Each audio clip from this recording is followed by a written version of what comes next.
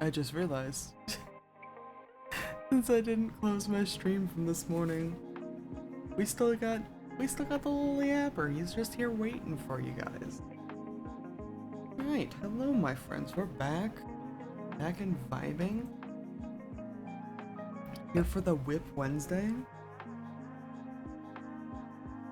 Here for the beautiful cherry blossom. I still love this room so much.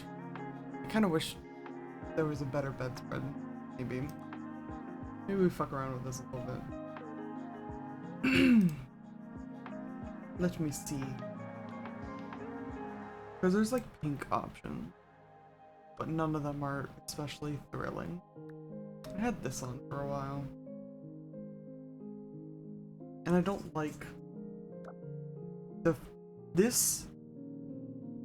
I know would be physically a sensory nightmare, and visually, it's not my favorite. I guess we get the flowers.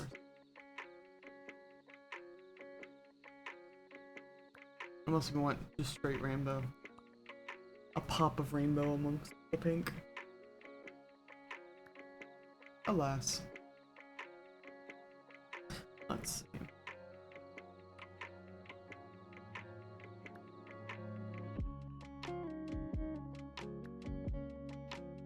So I wanted to work on the Whumperless Whump event things that I've been talking about for this WIP Wednesday. And now that I'm looking at all of the prompts, man, I don't know.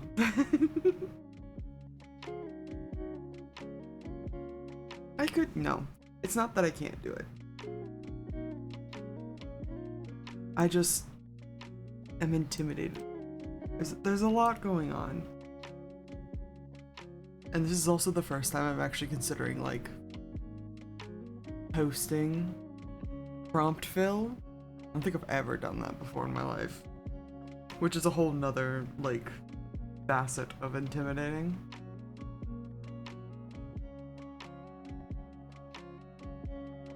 Gotta fit everything on my freaking screen, man.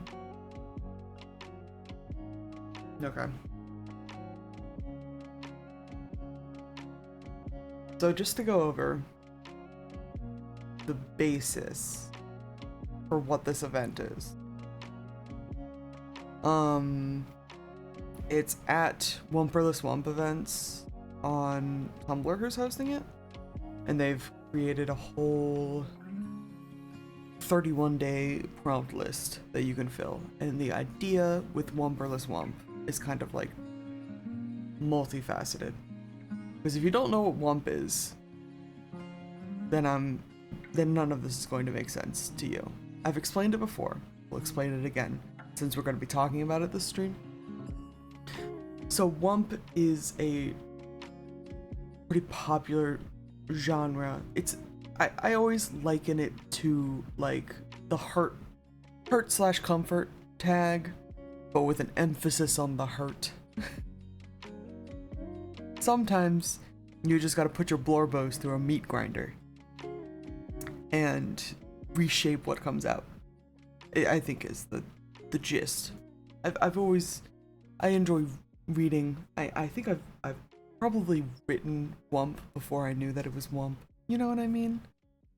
It's one of those genres, or I guess like tropes, that I found while scrolling on Tumblr, and it was very much oh, I didn't know there was a name for this sort of thing. In Whump, there's generally a few different, like, roles to fill, I'll say. There is, the Whumpy is going to be like one of your main guys. And the Whumpy tends to be the one being put into the meat grinder, okay? They're the one who has everything terrible happen to them, and they're the one who has to recuperate after all of the terribleness happens to them. And then the Whumper, with the ER at the end, tends to be the person or creature or whatever, putting the Whumpy into the meat grinder to see what happens. There also tends to be a caretaker role, which is the person who gently takes whatever falls out of the meat grinder at the end and reshapes it and cares for the injured Whumpy at the end of all of the, you know, terrible things that you put them through. But the fun part about this formula is not all of those roles have to exist in the piece of fiction for it to still be Whump.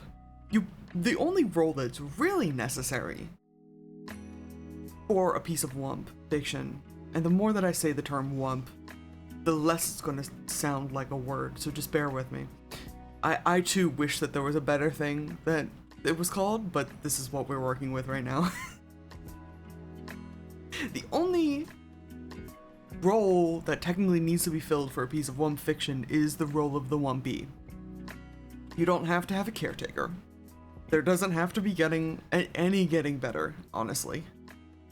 And you certainly don't have to have a Whumper. There doesn't have to be a person who does these things to them, because there are a lot of scenarios where, first of all, Whumpy can do it to themselves, which is always wild. It's always an interesting case of, like, pushing themselves past their limits, or not taking care of themselves the way that they should, or, you know, the trope of, like,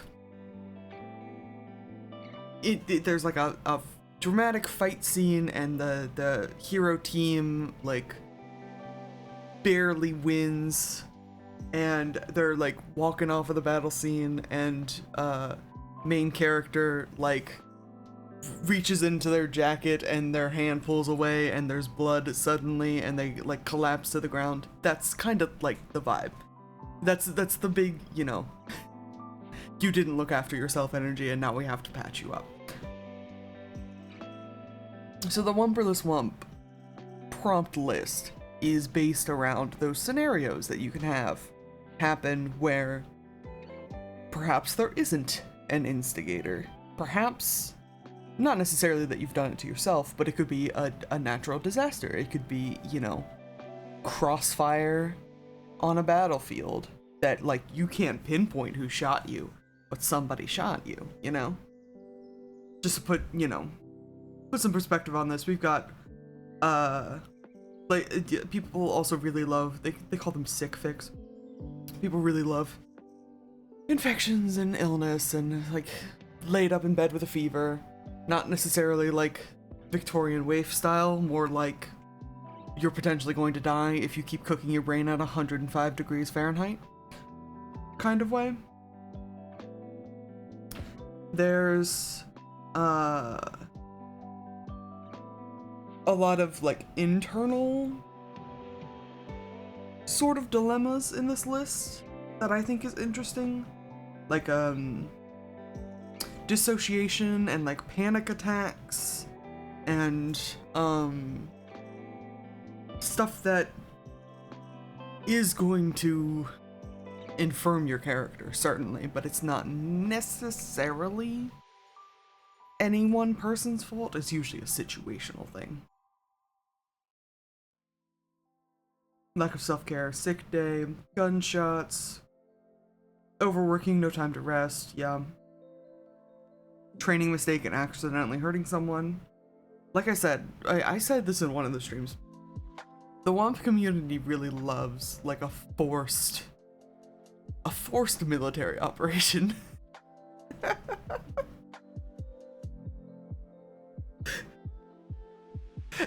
A cab, but there's, like, a lot of drama there, you know what I mean? Venomous snakebite and spiders is always a thing. The venomous snake didn't necessarily do this to demolish your psyche. You just probably walked in front of it. Tending to past injuries, wide-scale fire, stuck outside during a storm, lots of natural disaster things. on like hangover and like withdrawal from a substance that you were reliant on. That could be interesting. There's one in here that I was really interested in.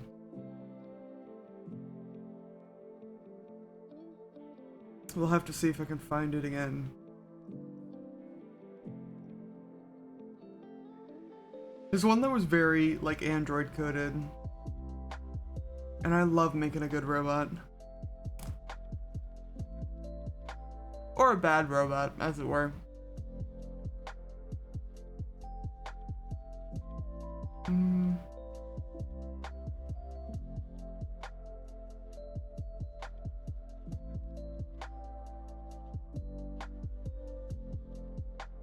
How'd we get here? Ripped out from under you. Recovery period might have been it.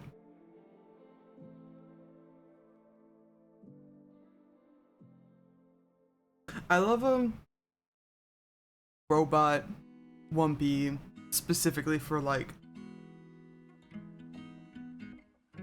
the internal arguments you can have, and I love like sprinkling in like an error message into like the text. It's very fun. You also tend to get and not that you can't have this with humans, but with like robots and androids and stuff, I'm always very interested in a story with a, how do you want to pitch it? Where the android has to like go against their own programming and like what that looks like. They're given an order and they don't think that the order is right or correct. And do they have the ability to go against it? Are they forced to do what they are told anyways? And you just get that internal like terrified panic as they like, you know, take someone out or something. There's a lot of different ways to do it. I'm always very invested.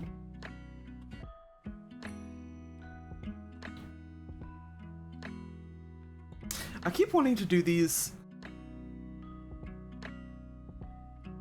as like fanfiction prompt fill, but I haven't written fanfiction in so long, and I feel like I need to not force myself into writing it, or it's not gonna be like good or fun. You know what I mean?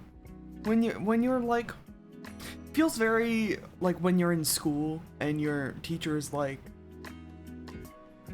you know, write me a whatever word 600 word essay on how, you know, sunflowers make you feel, and you're like, I don't give a shit about sunflowers, hon. Like, I know that's the thing, but like I don't have emotions for or against sunflowers. So this whole 600 words, it's not a whole lot of words, but that whole 600 words is gonna be like pulling teeth, you know? I've been working a lot with my original setting recently, so this might all end up as original setting stuff. Original setting prompt fill, which is gonna make sense to approximately nobody. But I think, especially if they're short prompt fills, here's what I'm kind of excited about.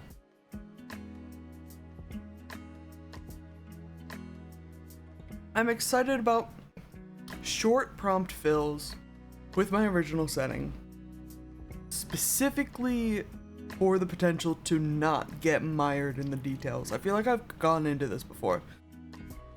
I get muddled in the details so often, especially with this setting. I keep like refining and tweaking things over and over and over again, and I really just need to like sit down and write something about it. And I think it could be a really interesting like slow intro into the setting if we just like filled prompts and didn't necessarily like I can drop some proper nouns, you know? You could drop some proper nouns, you could drop some tidbits here and there, but you don't have to go into, you know, why the days are 36 hours long, or who this god is, and what their whole backstory is, and who they've got beef with. You can just run with it a little bit, and I think that might be interesting to do. I think that might be fun. These prompt fills will probably be deemed largely like non-canonical to the greater story, but not without, you know, shreds of things that are actually, actually going on. Which I don't know how you'd label that. Like, the scenario itself would be non-canonical, but like the things that we talk about in the scenario are potentially canonical, dubiously canonical. Can I do that? I mean, it's my work and my world, so I'm sure I can kind of do whatever. But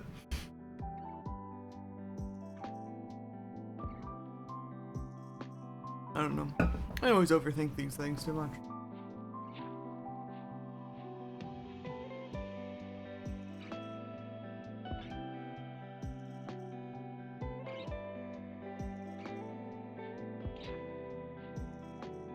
One, two, three, 4, 5, 6, 7.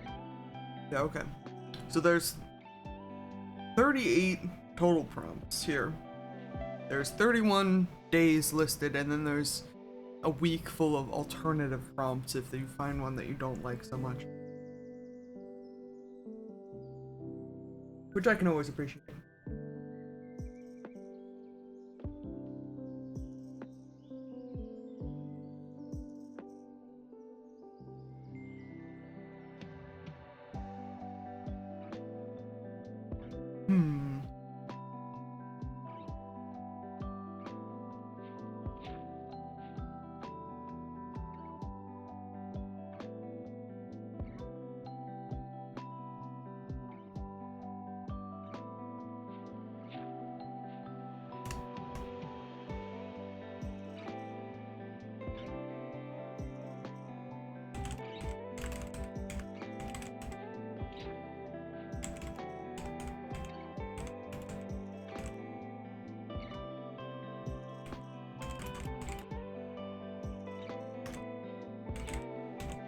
Sorry about that, I was finishing up my pizza.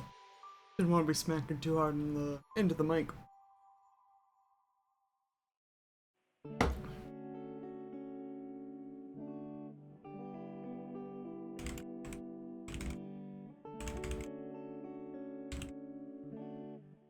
I can certainly, I feel like I can get my setting in working order by or before July, which means I'm already behind. So maybe we just go with what we got? To be fair, we have a lot. But I keep, and honestly, I should just go with what I got. Here's the problem. There's several problems, and all of them are my fault. Would you believe? It's my project, and I'm the only one working on it, and everything's my fault. I worry a lot about the complexity, the potentially needless complexity of things that I have done in this setting. And I feel like this is just a clip that I could pull from like years down the line once we're like settled, maybe. I worry about the needless complexity of the setting. And if it's like really going to be any fun to interact with. But I know a lot of people who love the needless complexity, you know? This is what I was saying this morning during we fought the Chapter 1 secret boss in Deltarune this morning. And in my many ramblings during that stream, I was talking about how, like, a lot of, I don't want to call them content creators, a lot of, like, writers and artists and game developers and so on will get mad when their art is interpreted in a certain way. Whether it's, hey, congratulations, the fandom have decided that these characters are very gay for each other.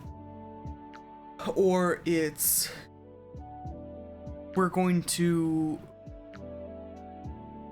take your game apart piece by piece to try to figure out everything that is going on in it. All of the lore, all of the mechanics, all of the everything.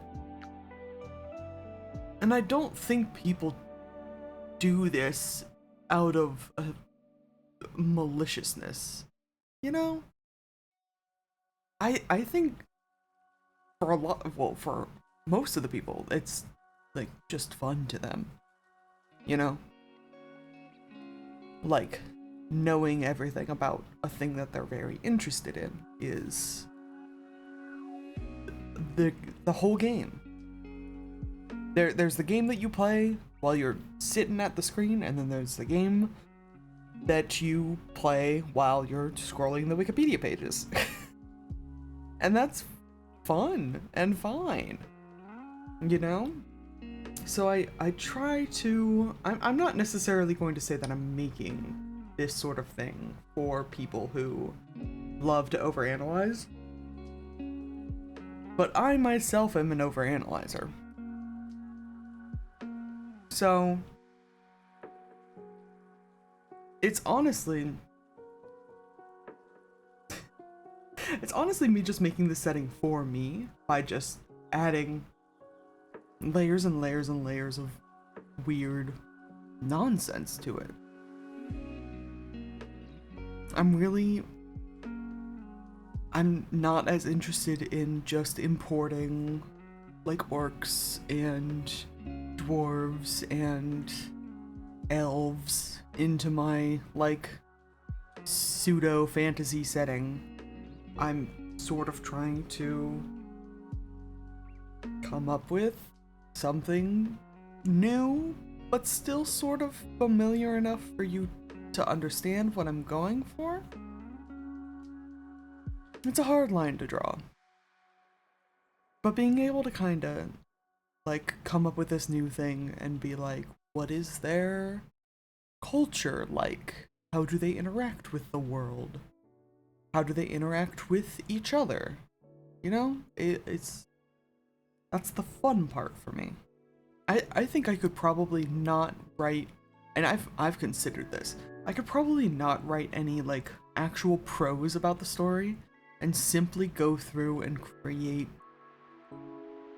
like manuals and encyclopedias and like what would essentially be like non-fiction books within the fiction on like how the setting works, who the deities are, what the, you know, religious rituals are for worshipping said deities, and so on and so forth. I could fill thousands of pages with just nonsense about the minutiae of how people interact with the world, and I've considered it, and I might still do it. And you wouldn't have to write a single chapter prologue for any of the story, but the story's all there. It's just for a very niche audience. But I am that audience, which makes me want to do it more. I don't know, we'll see. We'll get to the instructional booklets once I have time to create them.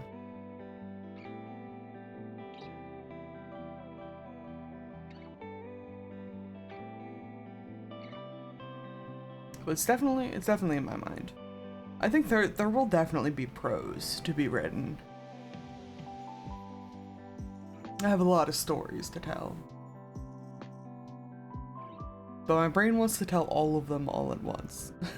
Which functionally and fundamentally does not work that way. So we gotta pace ourselves. And I think this prompt fill might be a good starting pace.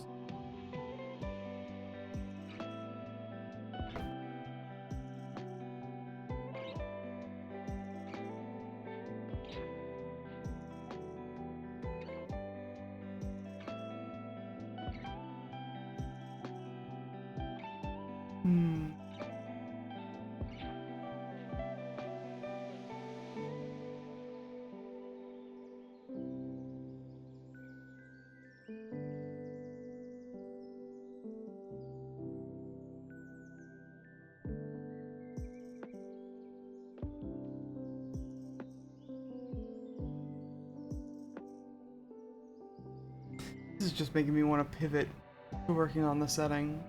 And I can, obviously. It's my stream. But also just like sitting here and daydreaming with the lo-fi is an excellent vibe. I need to do it more often.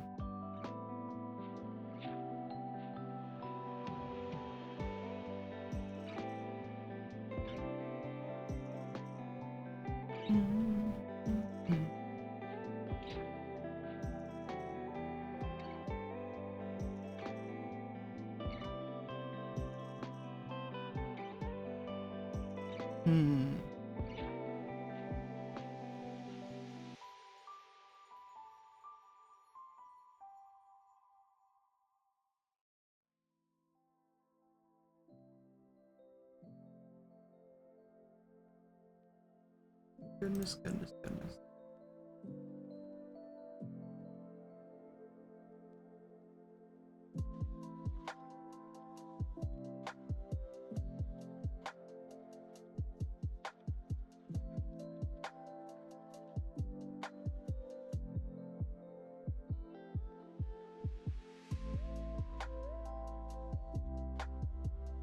Why do I keep wanting to like redo things?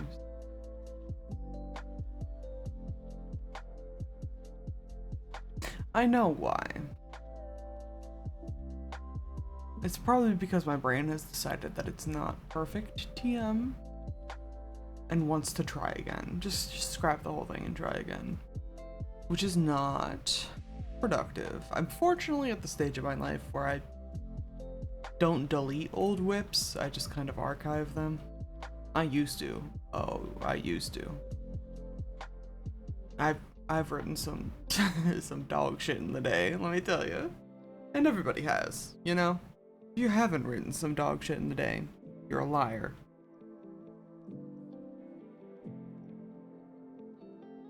But I have largely stopped like deleting things, and it's fun to go back and look at what I was working on.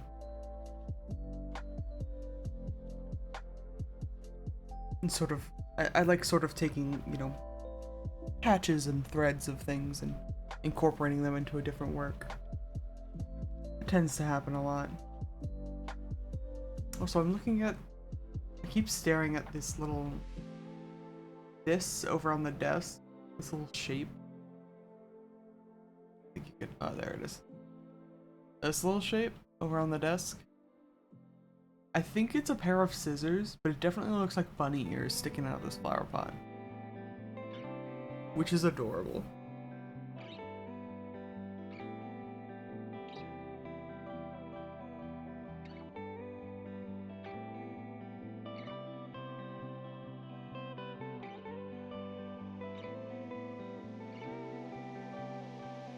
Okay.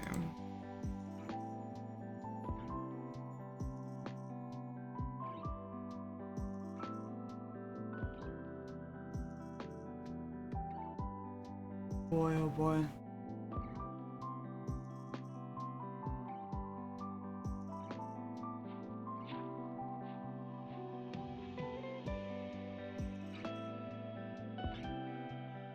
There's also the problem, so this setting that I'm working on was initially intended to be, and still sort of is, the backbone for a tabletop RPG system that I'm also still working on. Yes, I'm a masochist, why do you ask? No, I've never made a game before, which is also the problem. And I'm frequently tempted to simply drop the context of making it a tabletop RPG and simply work with it as a piece of fiction.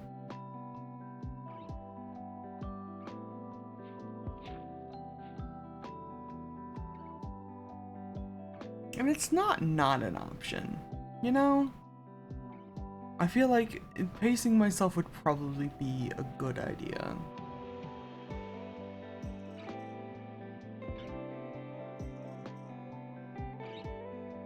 But I really want to play it as a tabletop RPG. I would love to do tabletop RPG things.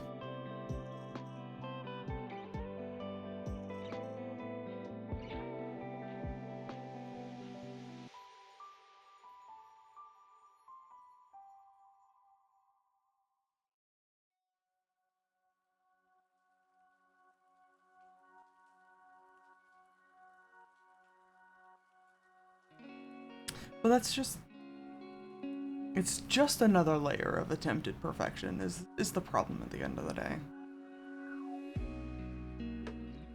You gotta make it, like, a good story and also good mechanically.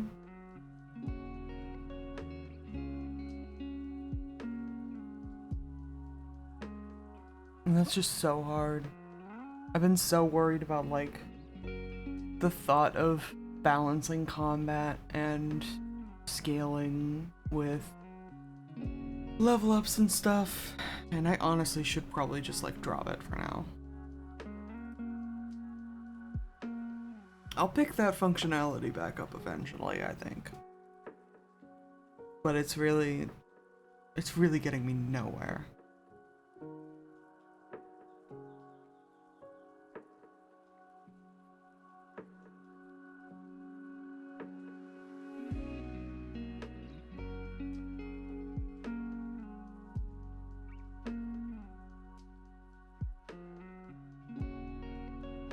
Which is unfortunate. But that's okay. I'm allowed to admit when I'm wrong. I think that's fair.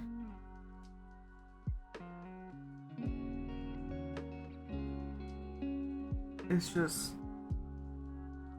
a thing I've been working on and off for like too long, so my brain is simultaneously like, let's dump everything and build it again. But also, you can't make any changes because we've worked so hard on it, on it all. And it's like, I need you to pick a lane, dog. I need you to pick a lane.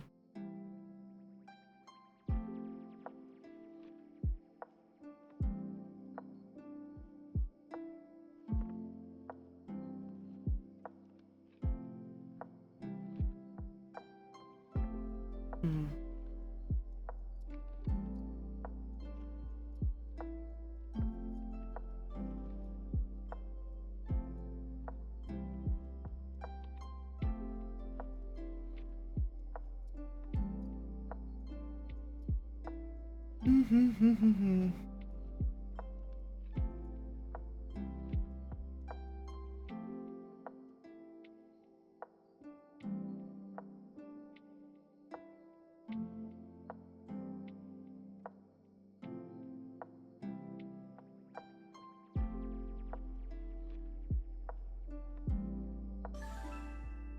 He's so cute. With his little cherry blossom on his head. So precious. Did you guys know, by the way? I don't remember if I told you this, but they've also added cherry blossom themed skins for all of the other companions. And I love all of them. Like, look at this man. He got a little flower on his head. And actually, yeah, the new food ones didn't get a cherry blossom upgrade. Except for the 3 new ones. The capybara, the little vegetable guy, and the duck got. Oh, look at him in his little raincoat. Ah! Precious. Precious babies. Hi, Nolan. Thanks for the lurk. Oh, no worries. I appreciate you. I appreciate you putting it out there. We're just vibing. Vibing with some cute little guys and some good beats. As I ramble about my original fiction setting.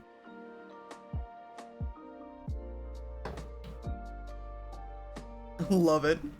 Good, because I do too. That's what we're here for. My ramblings and the good vibes.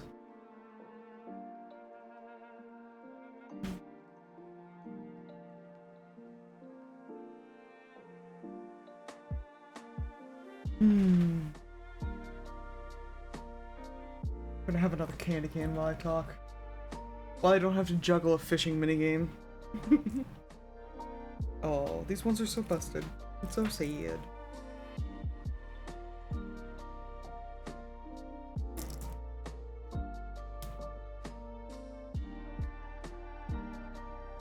Absolutely gonna just fall apart all over my desk, but that's a risk I'm willing to take. Candy canes in June. That sounds like almost like a Magic Treehouse style storybook that I could write. Candy canes in June. Keeps in October or something, you know? Like a weird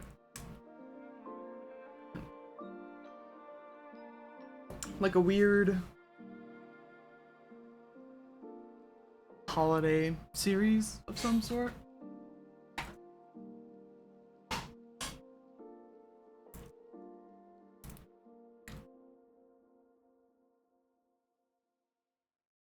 I'm imagining it as like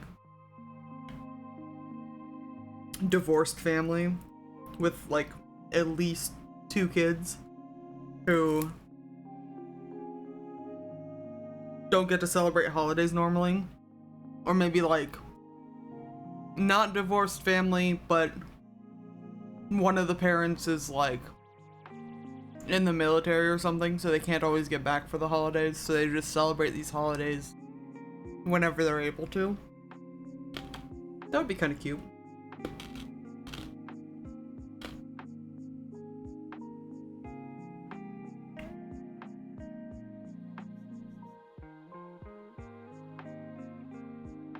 I'll try not to munch too loud into the mic.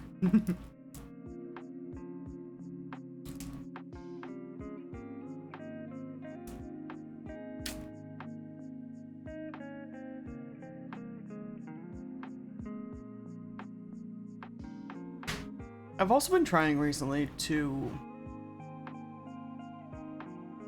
not necessarily to pigeonhole my setting into like a neat genre outline, because I won't.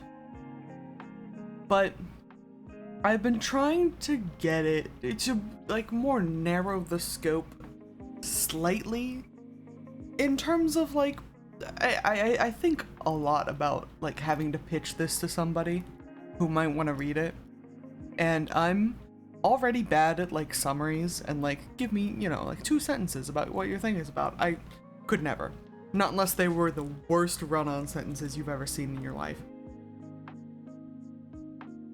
But I was thinking recently, and we talked about this a little bit this morning, about the importance of knowing your audience and being able to attract, like, the people that you want to, like, read or imbibe your content in whatever way that you perform it. In terms of, like, I was talking about Blueprints this morning, and I love Blueprints. Blueprints is that very popular, like, roguelike puzzle game that's out right now. And it's layers and layers and layers of insanity on top of each other. I love Blueprints. But I know a lot of people who actively play, like, a whole lot of video games who would not like Blueprints.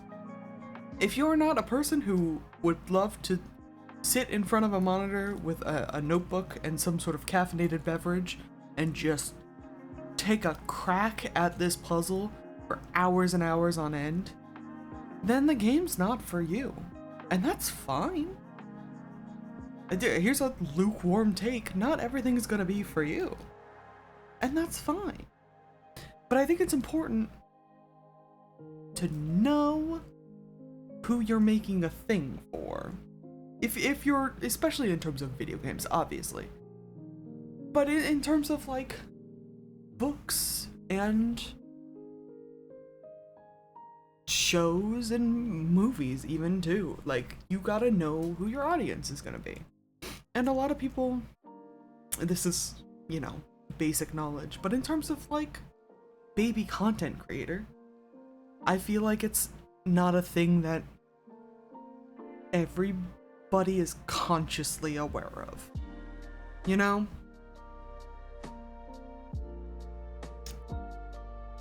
So I think a lot about what my setting really is and, like, who I'm making this stuff for, you know? And we've already discussed briefly, I'm making it for the weirdos who like to overanalyze shit the way that I do. And that's great. That's a niche we can certainly carve out. And I know how to do it too. I know all the little inane nonsense that people love looking up and looking into and, like, absolutely gutting a story or a game for. All the little lore tidbits that could be present. People love that shit.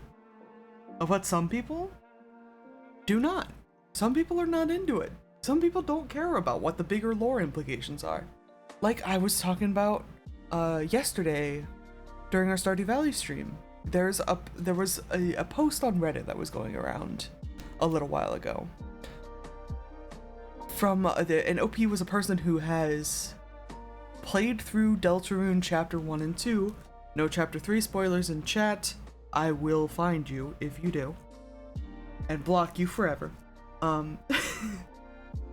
They played through Deltarune Chapter 1 and 2, but they hadn't played Undertale. And they were trying to figure out who Asriel is, because Asriel gets referenced in Deltarune. He's coming back in a week, he's been off to college and whatever.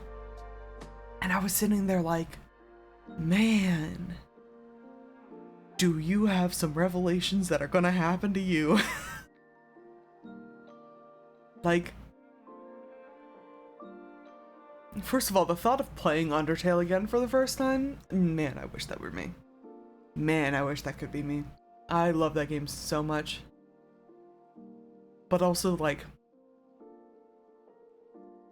not only how did you get to playing Deltarune Chapter 1 and 2 before Undertale, how did you exist on the internet without knowing anything about Undertale? About Asriel? He's, like, crushingly important to that storyline.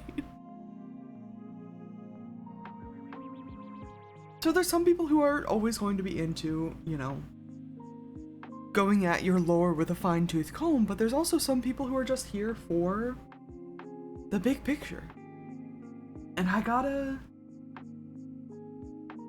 well, I was gonna say I gotta respect it, and I do. I do respect it.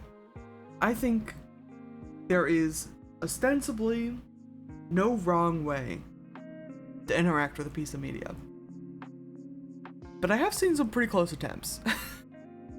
I've seen some people try. Boy, has it been hilarious. I've seen some writers not even know how to interact with their own media, which is even more of a trip.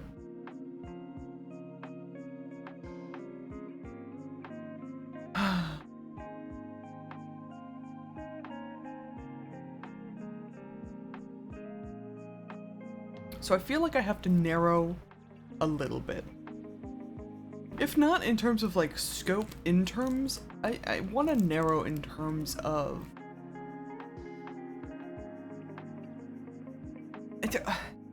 vibe, I guess? Maybe? But like not even that. Because there's, you know, it's not a grimdark setting, I'll say that. There are sections of the setting where it gets pretty grim and pretty dark, if I do say so myself, but the setting overall is not completely without hope. It's not a abandon all hope ye who enter here sort of setting. There's still, you know, some good stuff going on for some people, if they're lucky. No, I'm kidding. But, and then like secondarily, my other like big issue is I refuse to play by the rules of science fiction or fantasy individually. It's a science fantasy sort of setting, because here's my deal. I understand the need to differentiate science fiction and fantasy,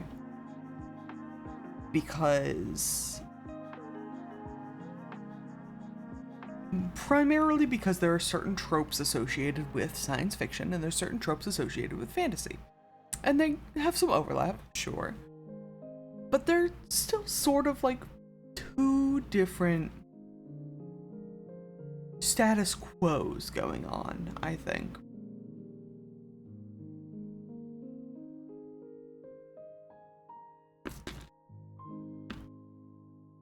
Which is why people like to separate them. And I think my setting is fantasy in terms of status quo, but it's got sci-fi elements at play. There's a lot of science being done. There's guns and like more high-powered weaponry. There's robots and like android sapient creatures in the setting. So like how do I like marry those two ideas together? I feel like they're already there, but a lot of people have beef with it apparently.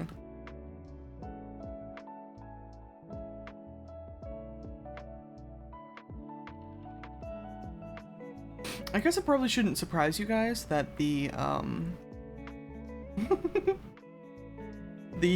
non-binary pansexual doesn't like putting labels on things or putting things in little boxes, cause I am bad at that. Traditionally, who are we marrying? Well, anybody we want to, honestly. Fictionally, but we're trying to marry the concept of sci-fi and fantasy together. It's a shotgun wedding to some people.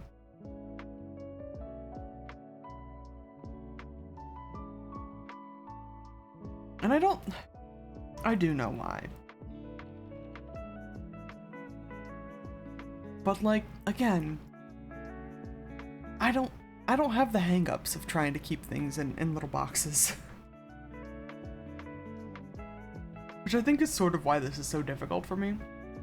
Because it's really satisfying when you can go into, you know, if you sit down at a table, like a tabletop RPG sort of table. And your DM is like, alright, we're gonna go and we're going to... This campaign is going to be a Ocean's 11 style heist after heist after heist. You're a group of thieves doing crazy shit. It's like comedic but also like mostly serious, and you can like run with that and be like, okay, that's the vibe. I know what I'm going for. You rejecting the binary, shocked Pikachu. That's what I'm saying. I don't like being limited in the things that I want to write. Or anything else for that matter. Why do I have dropped frames? Is Twitch being homophobic again? No, I don't think so. So I struggle.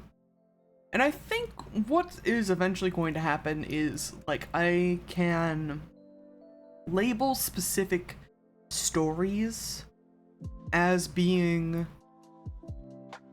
like, fantasy or sci-fi, or, you know, angsty or lighthearted, or, you know, Dead Dove or Slice of Life.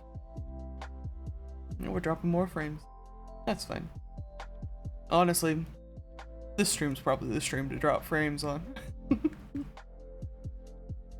But I think I think the setting as a whole doesn't necessarily have to adhere to all of that nonsense. And I think that might be the point.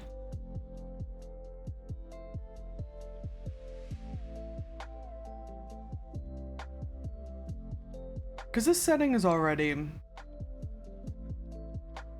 very, like, a very patchwork group of influences that already don't work together, but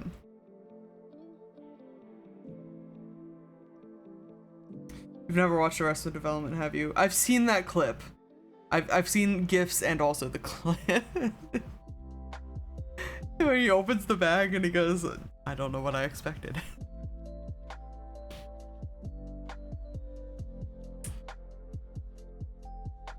It's a good bit.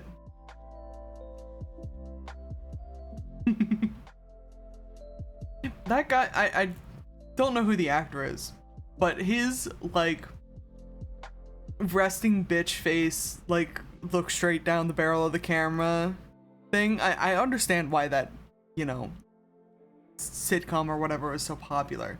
Because it's so funny every time. That's how I feel every time I, like, deadpan deliver a joke. Jason Bateman, there you go.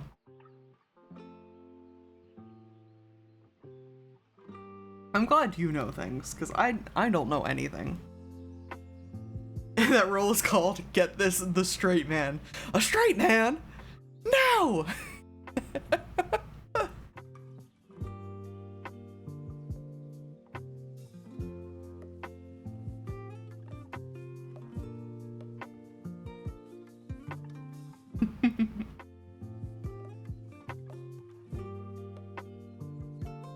Oh my gosh.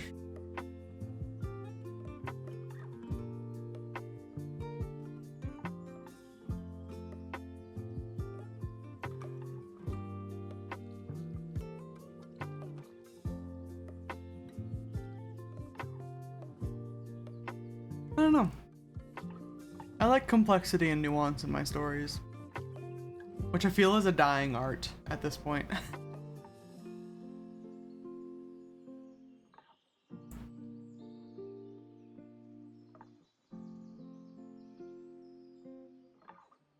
We've already discussed, I was talking this morning about how, and I've discussed this before. Sorry I was late to stream, by the way, I was busy reading. Oh yeah, babe? You wanna share with the class what you were reading? Did you bring enough for the class? No. Honestly, fair.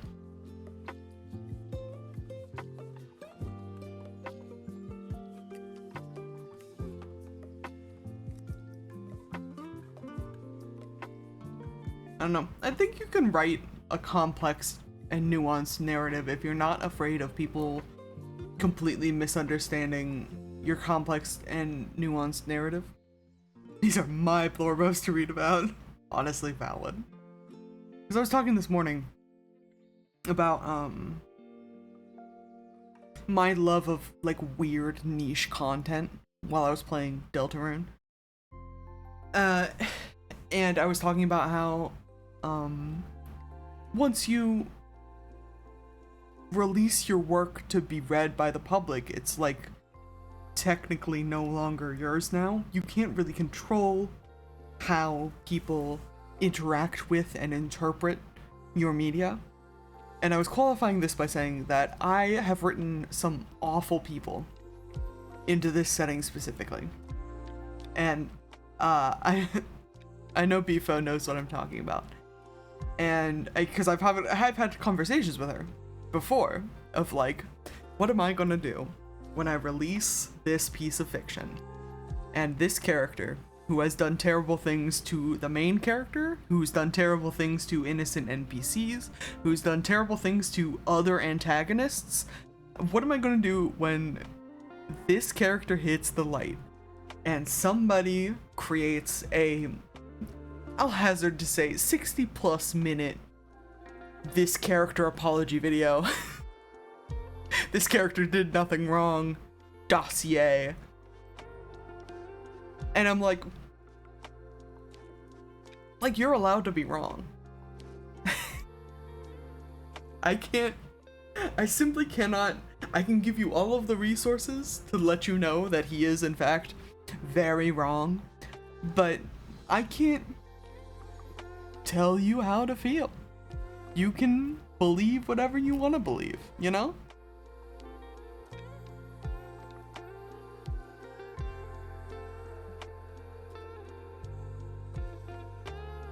Same thing that J.K. Rowling did, I guess. Embrace the essence of the problem character and become a TERF. No! We cannot embrace the essence of the problem character.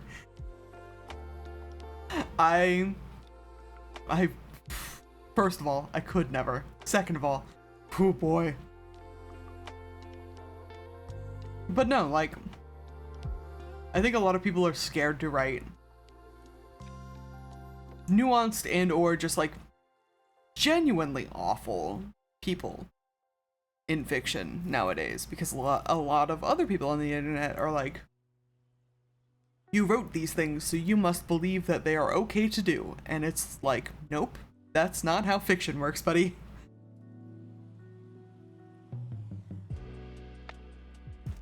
I get too into the online discourse anyways. I need to like not worry about it. I only worry about it a little bit because if I do like continue Twitch streaming, people will start coming into the chat and being character apologists, and I have to do something about it. But I think that's a bridge we burn when we get there.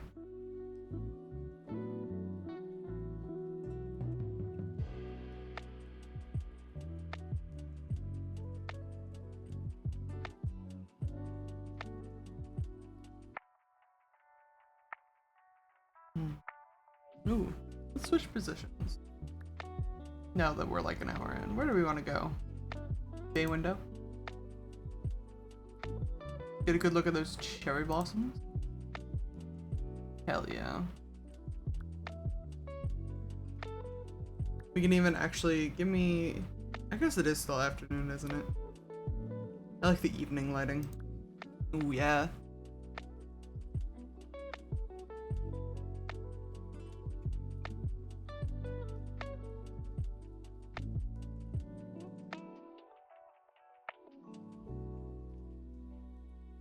I'm probably not gonna get like anything accomplished this stream, but honestly, just kind of talking it out is making me feel a little bit better.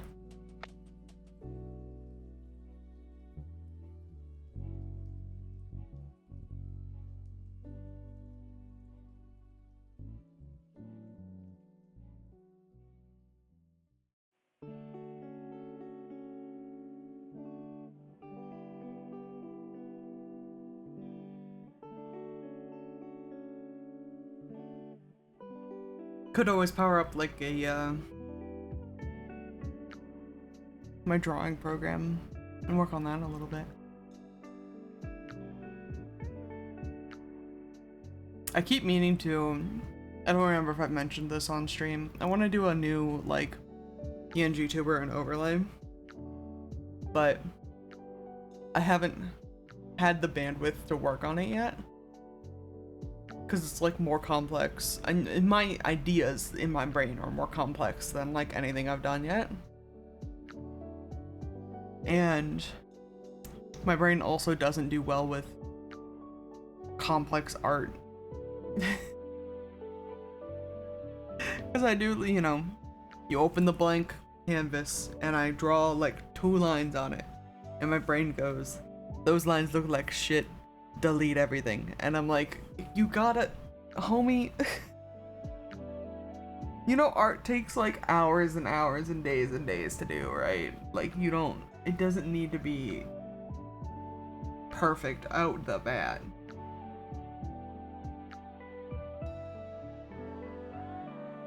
But then I close the art program anyways, because I don't want to listen to my brain talk about it anymore. We did some good art last time on stream, though.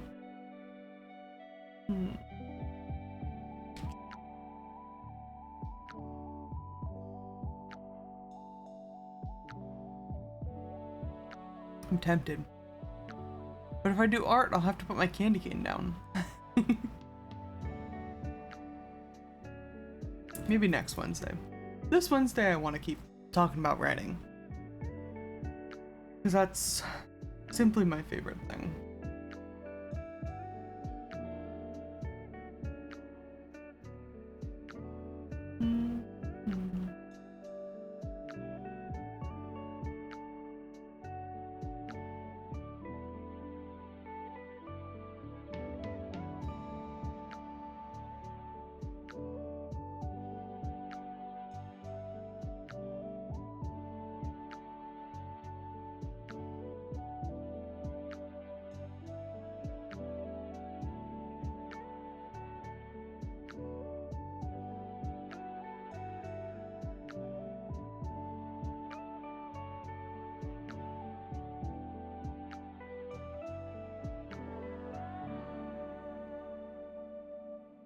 I don't know why that song kind of reminds me of Lego Island. Y'all remember Lego Island? I would love to play that game again, but I don't think it's like compatible with modern hardware. There's one too, the like sort of soft chorus in the background, the was like very Lego Island.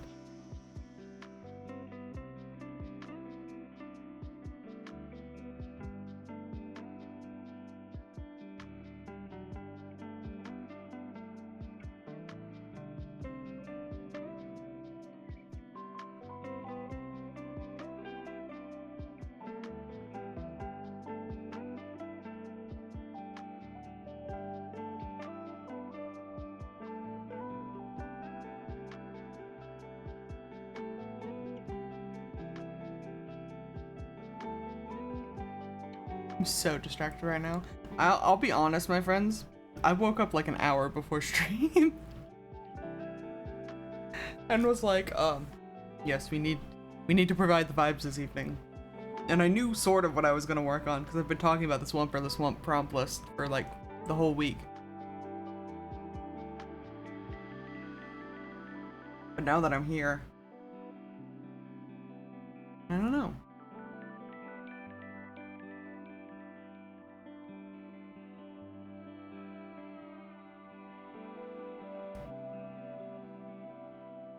I'm allowed to pivot, I think, if I want to.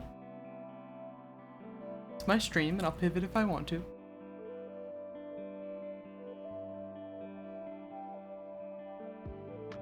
Or we can just vibe.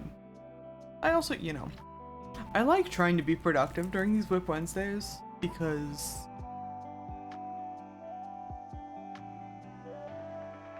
I don't know, I guess scheduling the time to be productive. It's like giving my brain the time to be ready to be productive, I think. Makes it more likely for me to be productive during that time. Which I know is probably a symptom, you don't have to tell me. But,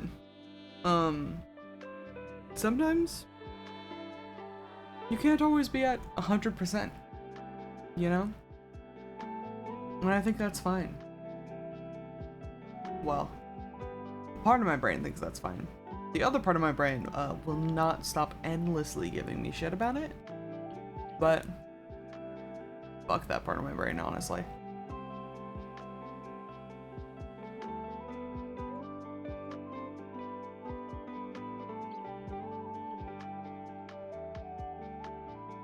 Big mood. Yeah. I'm trying very hard to be gentler with myself, and it works only sometimes, but I'm in a better state of mind than I was a decade ago, so I call that a win.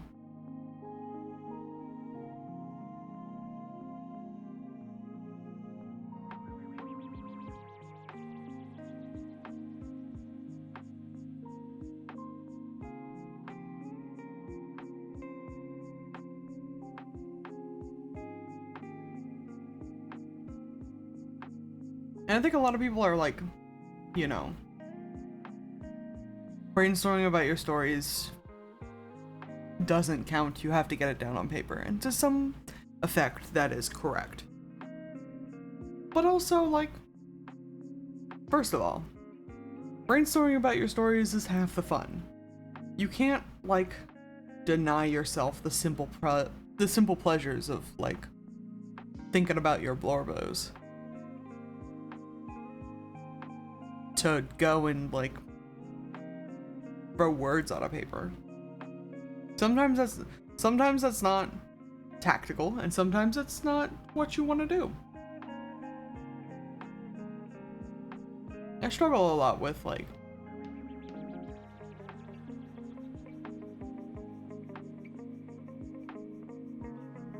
I feel like it's the perfectionism thing again, of, like, knowing that there is a way to do things, TM, and trying to stick to that way to do things.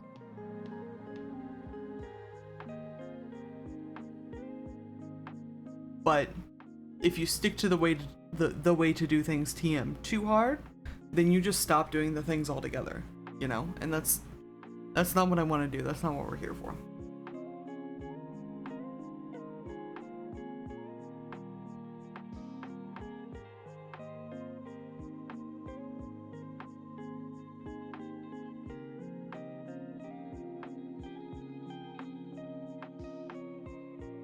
So sometimes you just gotta give your brain a little break, honestly.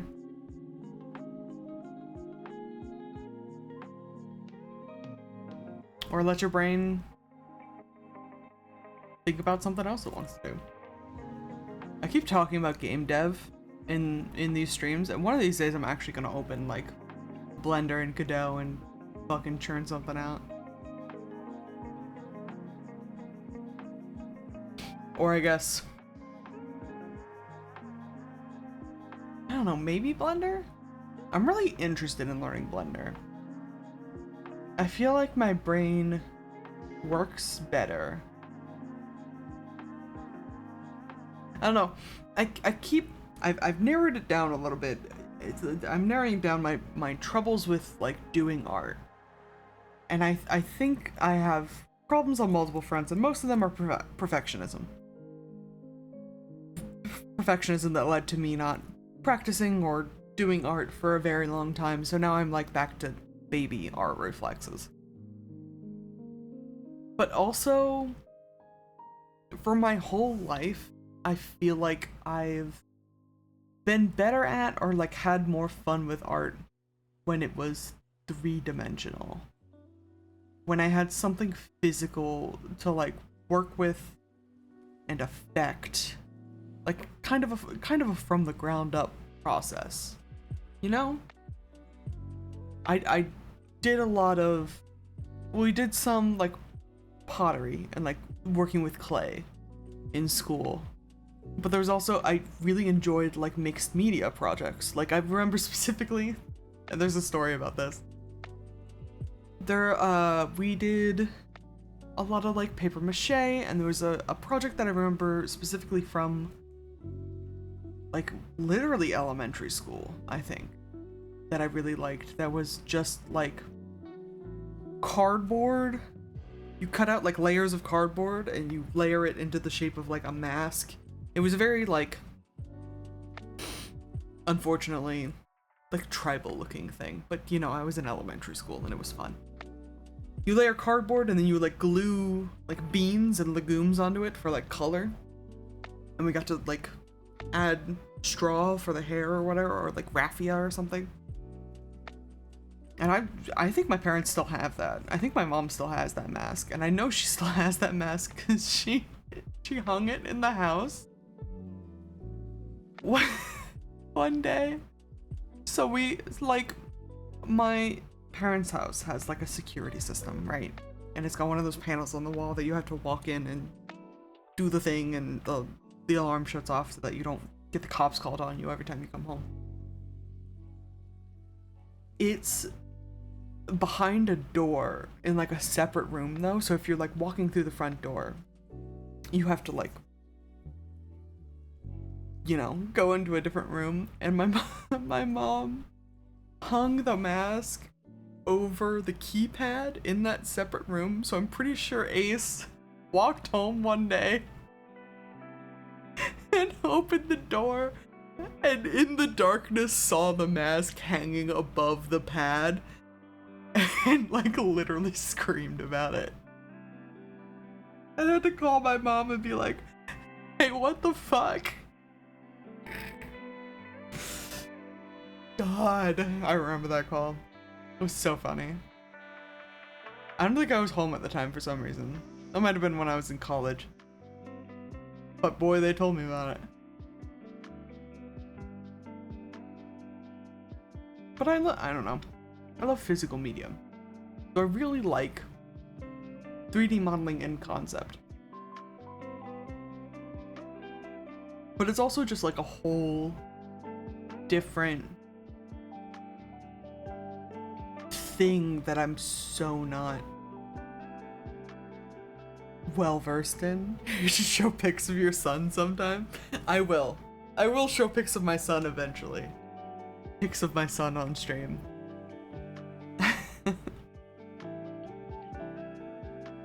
The son that is in the small rocking chair in the living room specifically. Oh, I know which son you're referring to. My horrible haunted child that is also full of beans.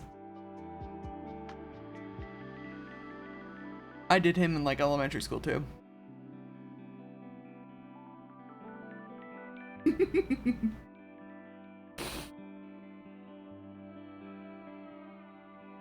I'm gonna like fake becoming like a family vlogging channel and go in with the camera and be like, all right, how are you doing today, honey? And it's just haunted doll in the fucking living room.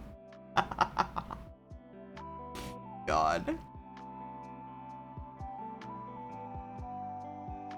It'd be so funny. It'd be such a good bit. You know the bit is good if YouTube would like take down that video because I like didn't divulge that there was a quote-unquote child in it. And I'd have to email YouTube and be like, hey guys, it's a bit.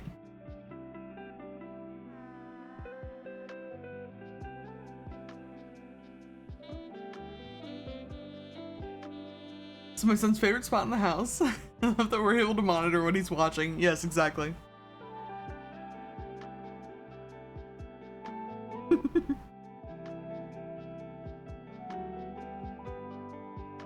Spoon feeding him other like dried beans from a cup. You gotta grow up big and strong now, honey. The fiber's good for you.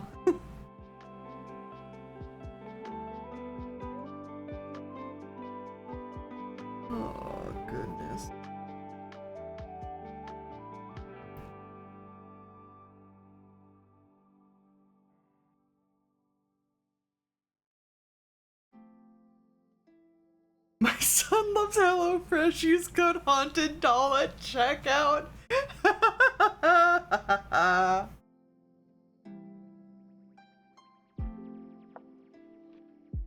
Use code Haunted Doll at checkout to receive 4 free incorporeal meals. You just get them in the mail and they're like empty, like saran wrapped, like trays.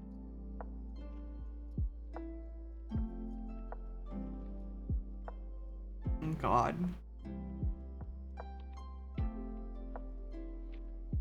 Fake food.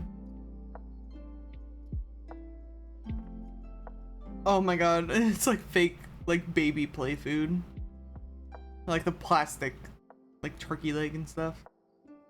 That would be hilarious.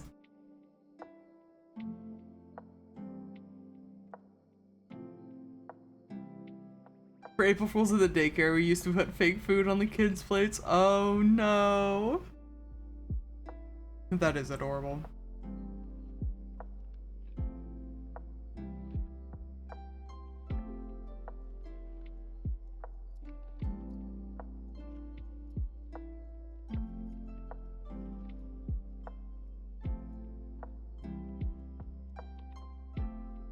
This candy cane is getting very pointy.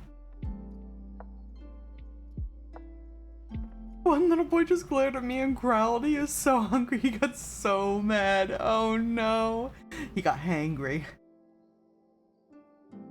Got that hangry baby.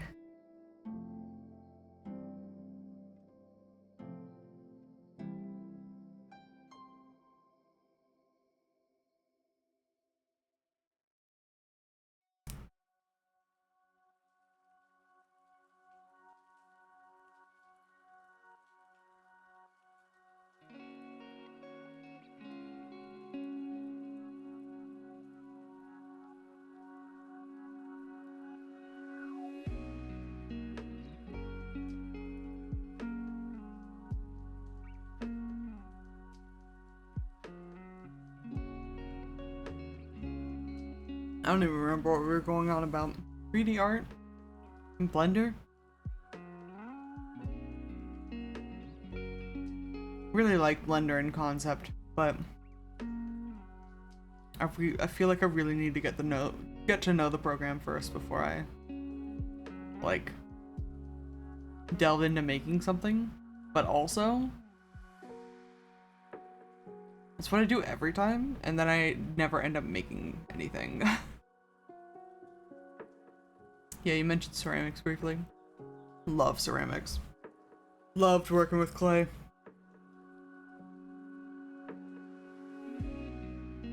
Like the glazes and stuff.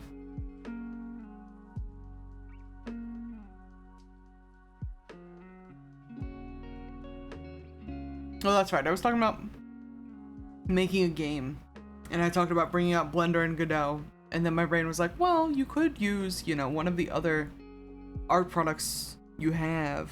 It could be like a 2D art or like a pixel art situation. But my brain has trouble with 2D art sometimes. We should do a ceramic class together. That would be so cute. It would be so gay. I would love to do that with you, babe.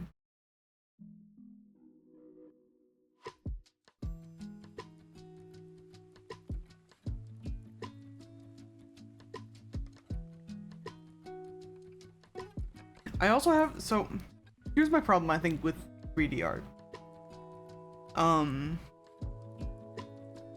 Not with 3D art, with 2D art. My brain doesn't work the way that it's supposed to. It's like the gist.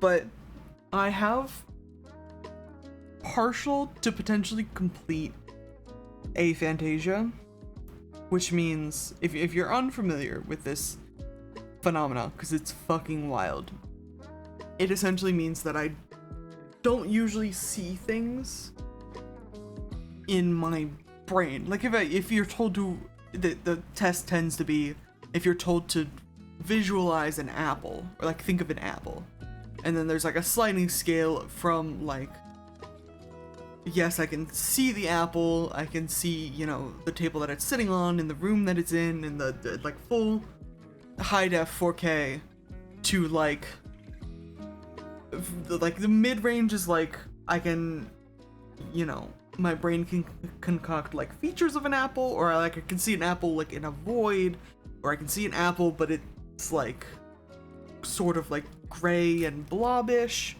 And then the complete other side of the scale is you can think of an apple, obviously. But when you think of an apple, your brain doesn't provide a visualization for you. And that's aphantasia. Aphantasia does not mean you can't do art. There are plenty of artists with aphantasia that have gotten around it. But I have like a specific problem of like aphantasia and like shitty short-term memory, I think. Of like, I have problems even working from reference. Like, it's a fucking like tennis match at 6x speed of me looking down at my canvas and looking up at the reference and down at my canvas and up at the reference and down at my canvas. Is that why Picasso was the way it was? He might have been. I'd have to ask. I'm sure there's many reasons as to why Pablo Picasso was the way that he was. But in a roundabout way, this makes working with 3D modeling feels sort of easier to me, because I can kind of like have a block and build out from it, or have a block and like add other blocks to it and kind of like mesh it all together. He really put the ass in Picasso. He was a jerk. I do know that about him. He had too many names not to be a jerk. Have you seen this man's full name? It's fucking wild.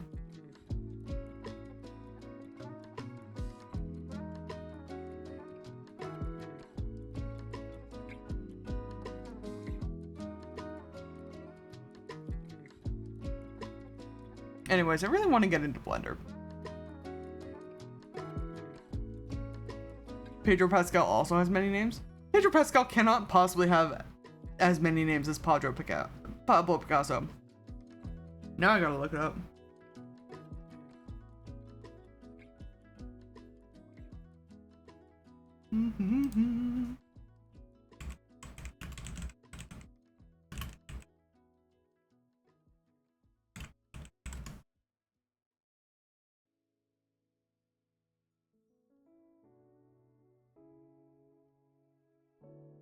He's got 4 names.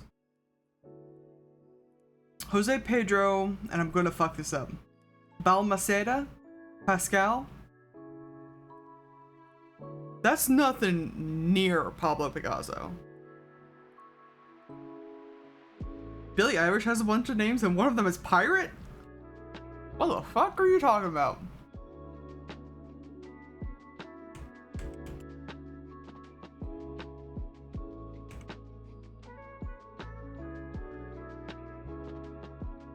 Billie Eilish, Pirate Baird O'Connell? What are you talking about? Why is one of your middle names Pirate?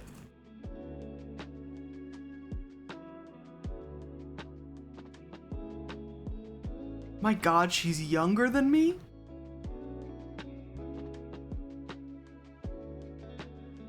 She's like Ace's age?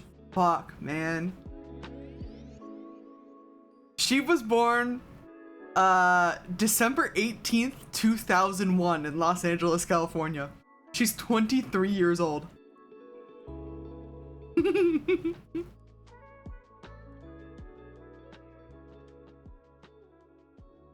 To put this into perspective for you, for those of you who haven't heard.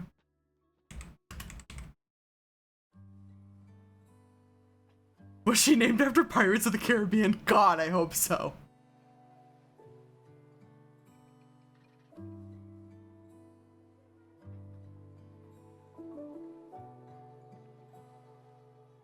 So, Pablo Picasso's full name, and I'm gonna butcher this too, because it's also mostly Spanish. Pablo Diego Jose Francisco de Paula Juan Nepomuceno Maria de los Remedios Cipriano de la Santísima Trinidad Ruiz y Picasso is the full thing. And I only know this because of the epic rap battles of history. Don't yell at me. But this, when I tell you this man had too many names and titles not to be an asshole, that's what I mean. We're not talking about long names. I'm talking about the pretentiousness of having that many fucking names.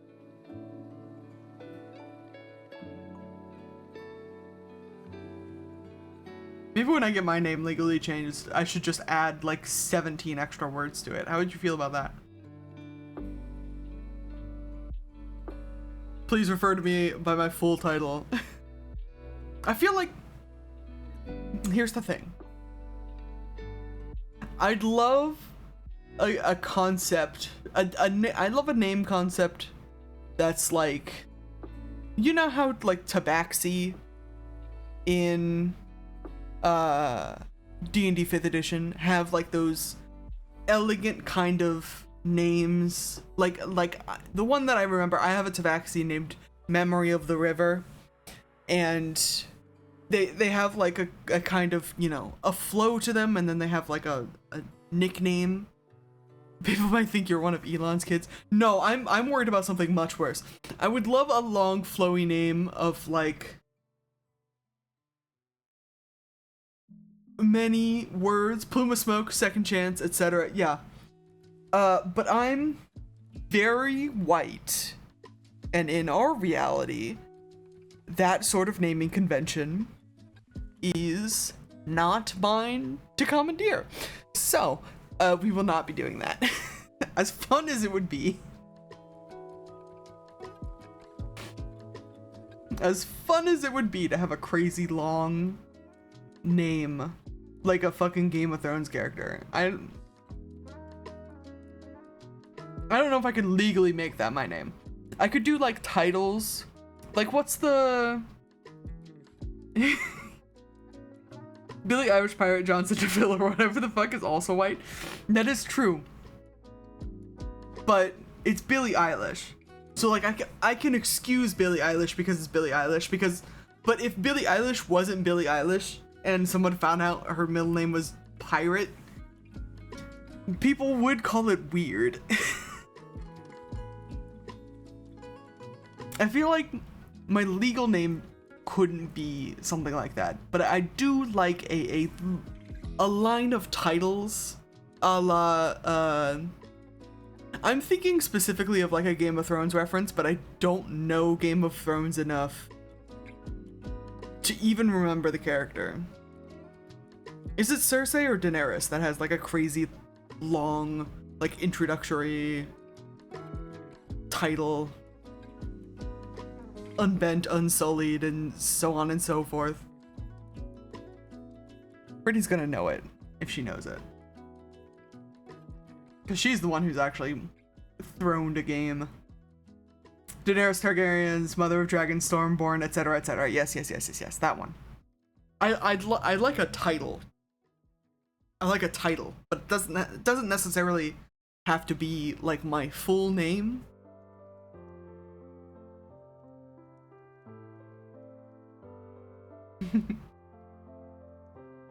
Yeah.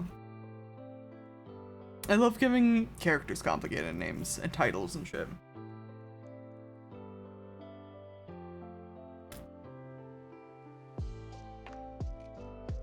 You could just tack the first of his name on the end of your name? God, I could, couldn't I?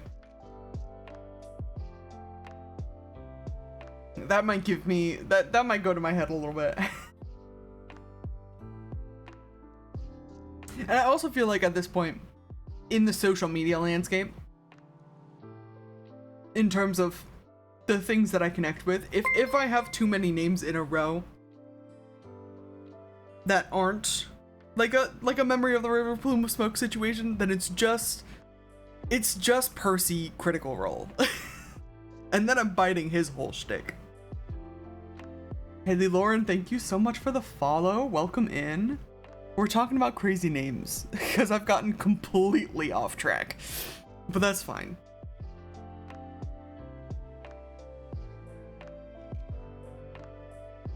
Percival Frederick Kowalski DeRollo, whatever the fuck.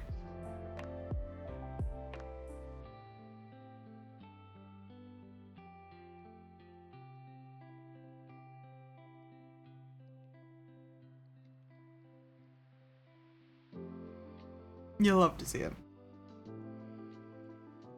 And we love the vibes.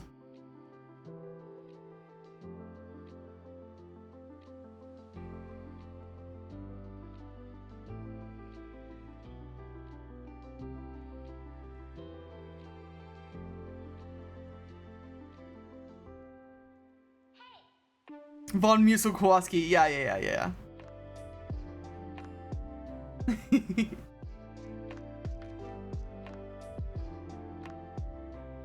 If you could add like a title or like an extra je ne sais quoi to your name, what would it be? It's so chill here, I love it. I'm so glad you love it. I love it here too. I love the vibes. We keep WIP Wednesday open for the vibes, and for the vibes specifically.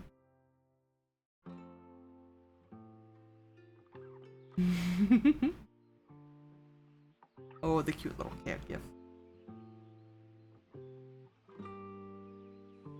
If I had to add like a fun qualifier or title to my name,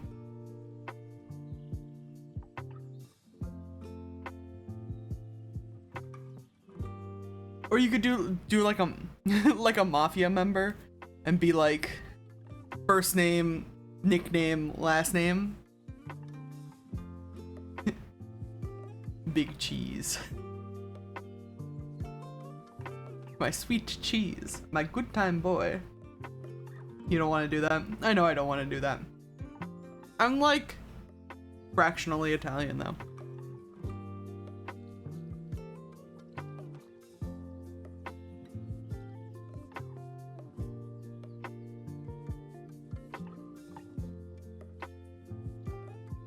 You know that one of Tony Soprano's best friends was named Pussy, right?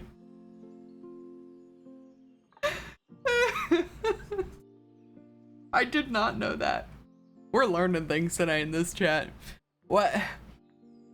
Did they name themselves? I'm sure they didn't.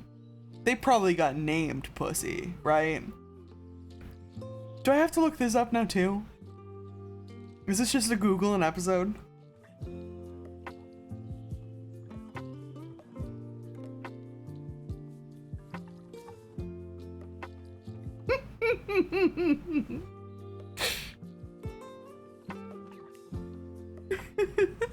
Salvatore Big Pussy.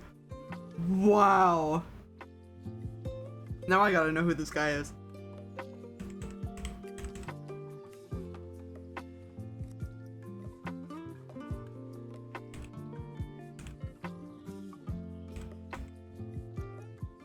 Also, I think it's bold to have the nickname Big Pussy and have a fraction of your last name be so close to the spelling of penis. I think that's wild.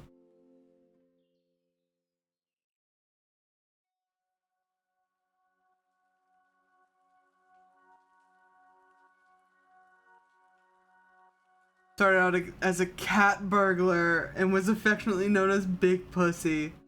Stop!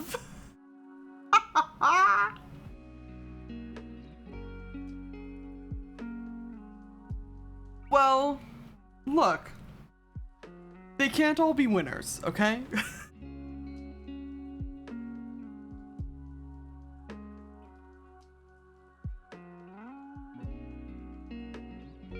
Also, did I not know the The Sopranos was HBO. I never watched it, so. No worries. Thank you for coming in and hanging out. Appreciate the follow. Good luck with your mom things. We shall be here potentially when you return. We're gonna be here for at least another like hour 20. I appreciate the dignity of tapping out during the big pussy conversation.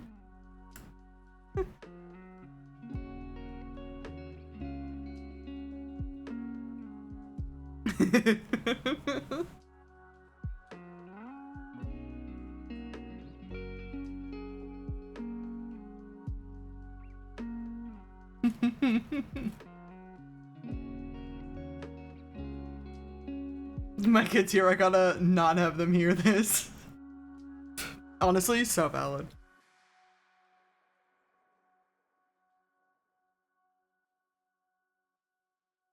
That's why this I'm pretty sure the stream's still marked as quote-unquote mature, and it's because we gotta have some big pussy conversations sometimes, you know what I mean?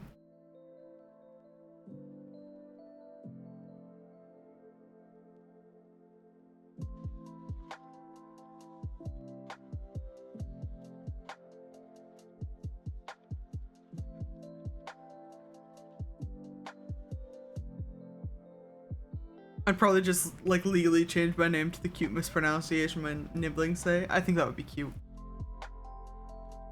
I think that would be cute.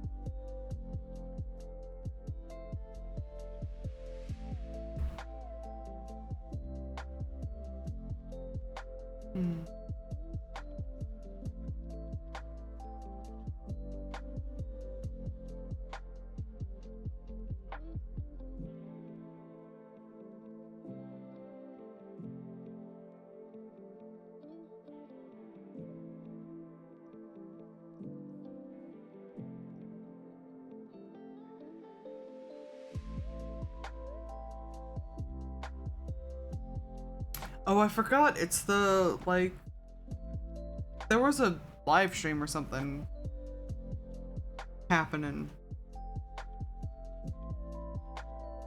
A gaming thing happening today. The name was Untaken on Neopets, so I snagged it. Hell yeah. That's the way to do it. There was a, was it the PlayStation State of Play that happened today? I was asleep for like the whole day, pretty much. Once I stopped streaming this morning, I went to bed, and then I woke up, and I started streaming again.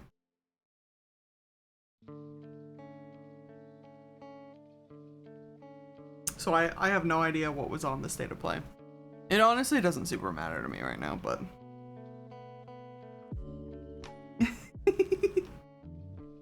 It's an excellent little animated fucking... the math meme emoji emote.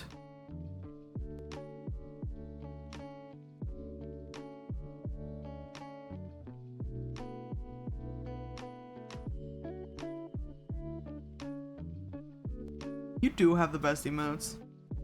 I've got none emotes because I'm not subscribed to anybody.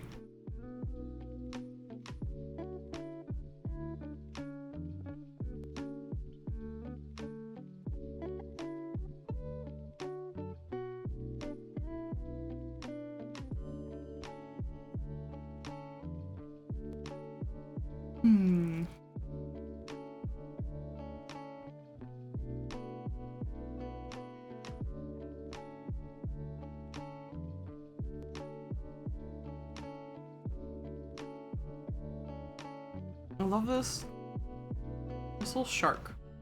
This little shark plush right here. I need him in my life. Like a pink blahage.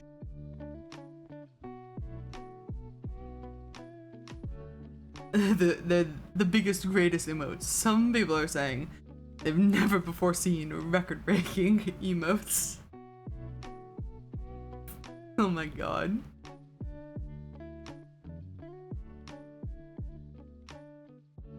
Insert the Lady Gaga gif.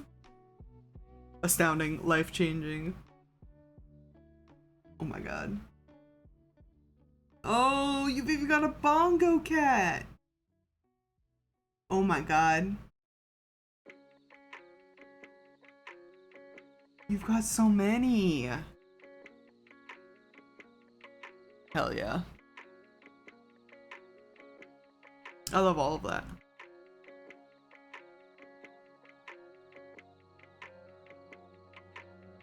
Oh my gosh.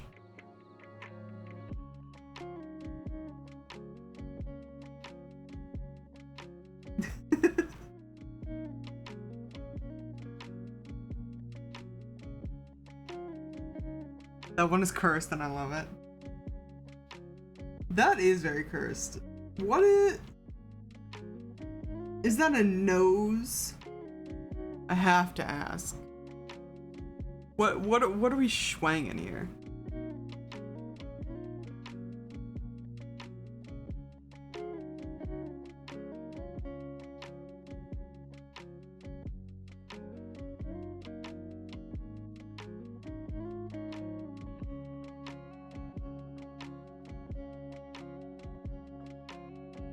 Flaccid Pinocchio? That's what I thought it was. That's what I was hoping it was. Father, when can I go out to be on my own? You guys remember that shit? God.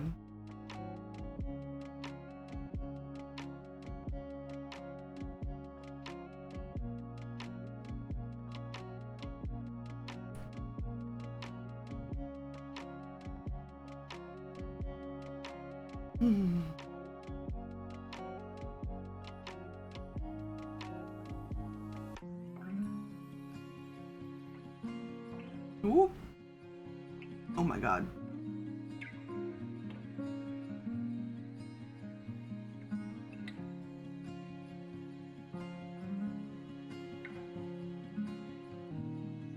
Oh, the little. The little guys. That's so cute. Those are so cool, actually. I've talked about this before. I struggle a lot with like what emotes I would do with for this channel, and also like how emotes happen in general. They just have to be such a small pixel size. I feel like I can't ever figure them out. Mic emotes. I struggle to figure out like what I could fit into a thing, a square so small that it'll still show up. But plenty of people have done it, apparently. I don't think I can set up channel points until I hit affiliate, unfortunately. So, maybe someday.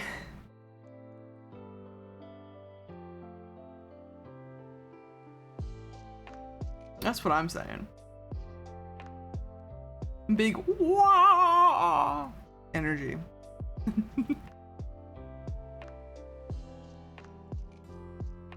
It says you disabled your rewards. Not on purpose. Like I said, I don't think you get them until affiliate.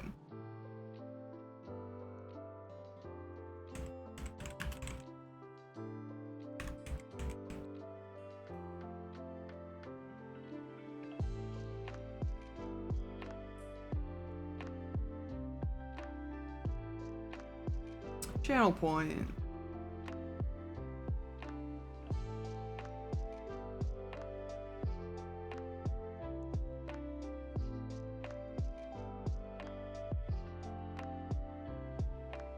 Oh. Can you just have channel points?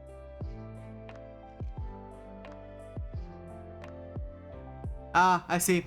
Open to Twitch affiliates and partners who are residents of the 50 US. Yeah. I don't think it opens until affiliate.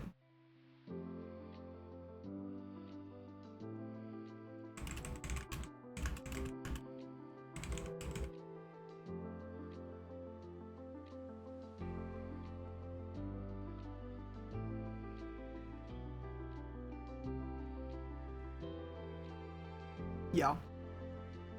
Yeah, that's okay. Like I said, we'll get there someday, ostensibly. Cause I think specifically because one of the things that you can have unlocked by channel points is like unlocking access to emotes. Oh my god, Barb is back. Oh no. Oh no. Barb has returned from her wintering. Her snowbirding.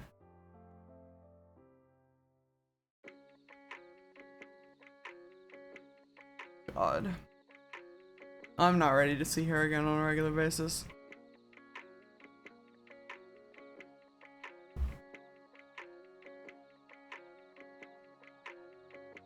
She saw you and said hi? Damn.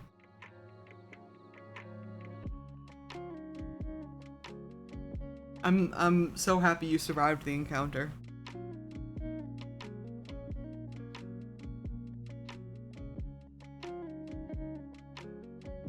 She was on the phone, so luckily she didn't have time to talk. Thank God. Escaped that one unscathed.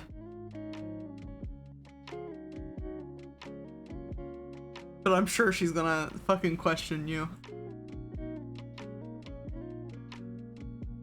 about all the goings on of the neighborhood while she was gone.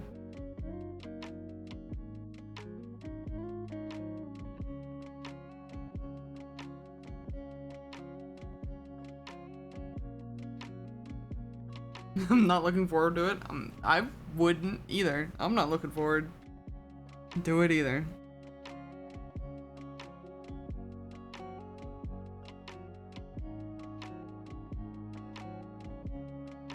Goodness.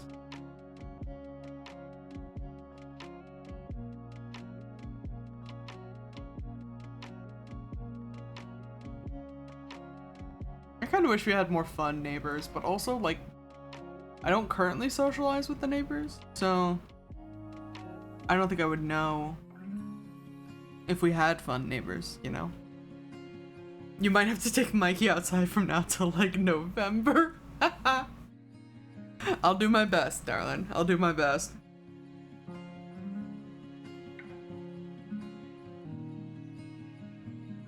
Even though she only likes going with you.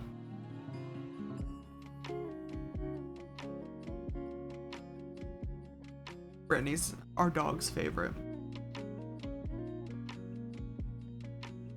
I'm the tolerable spare human.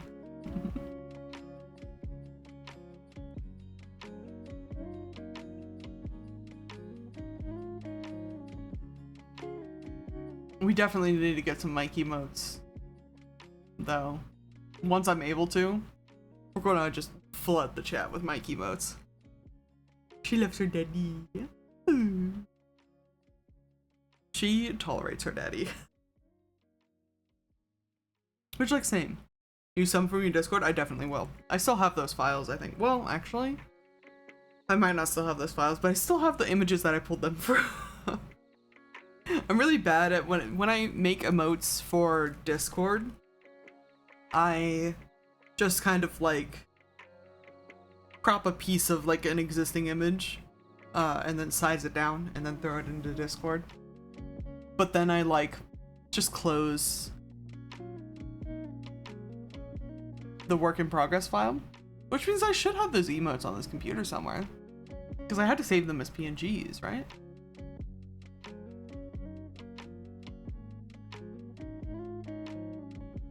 We'll see.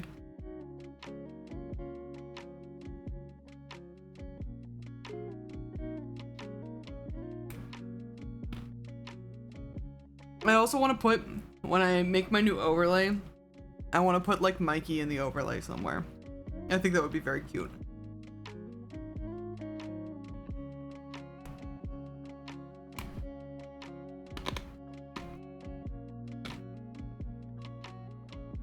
She could be, like, peeking out from under the desk or something. I don't know where I'd put her, but she's gonna be there.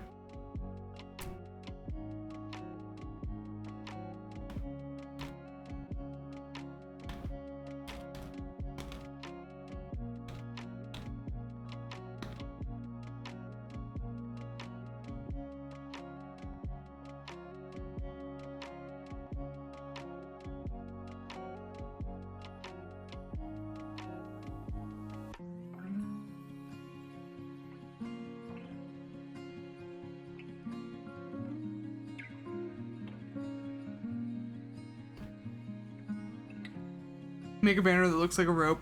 And take a pic of her pulling a rope toy and then mash them together. That would be so cute.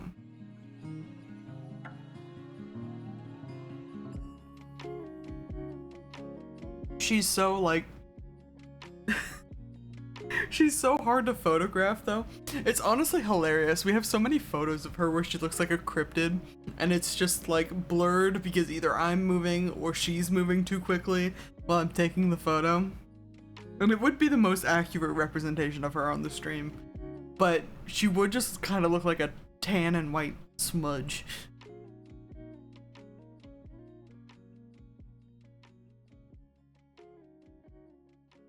I do have that pic of her. I have the emote of her with the remains of her like jellyfish toy in her mouth that I could potentially do something with. It's giving that one sunblock with the dog pulling the toddler swimsuit down. Beach bums. I think that's correct. Like, is it copper tone?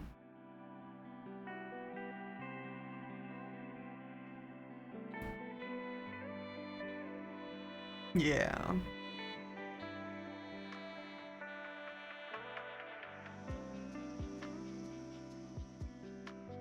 Not banana boat. No, I don't think so. Copper tone sounds correct. Fuck bananas. But also like, fuck bananas, you know? In a bad way.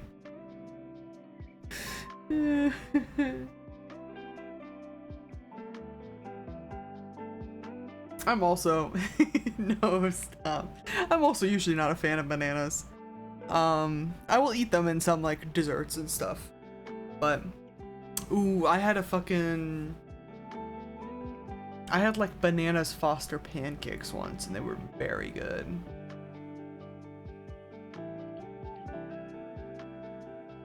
I love a good like decadent pancake breakfast. I'm usually a savory breakfast kind of guy, but when those overloaded pancakes hit, boy do they hit.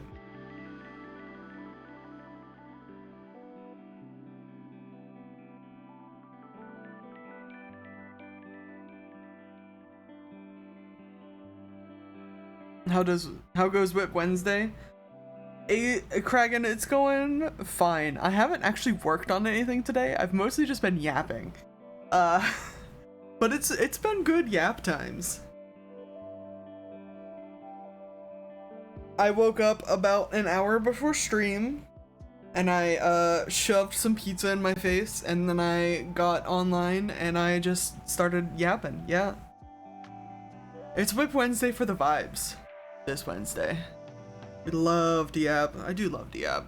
That's mostly why I'm here. I knew from a young age that we'd be yapping. Nacho Fries lover. Hello, welcome in. Thanks for hanging out. And also thanks for the follow. Welcome to the vibes. We're yapping today. That is a great handle.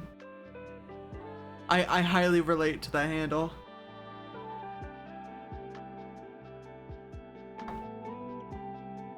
I appreciate all the support from Pike's community. That's awesome. I'll have to throw Pike a follow in return. Haven't done that yet.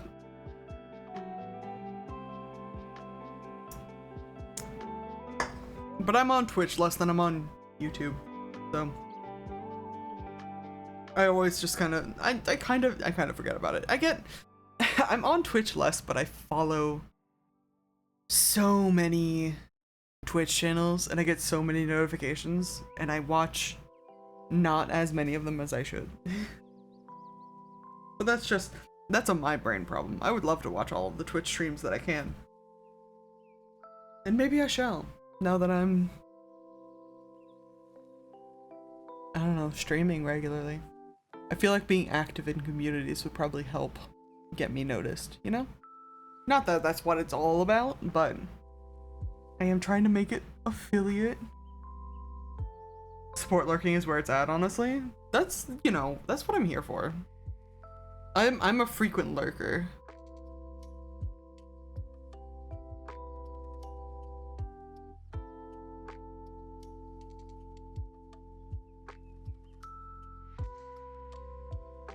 What else can we ramble about for the stream? You could join me when I'm in Pike's community with the besties. Let our brainworms multiply. Fuck yeah. Love a good brainworm.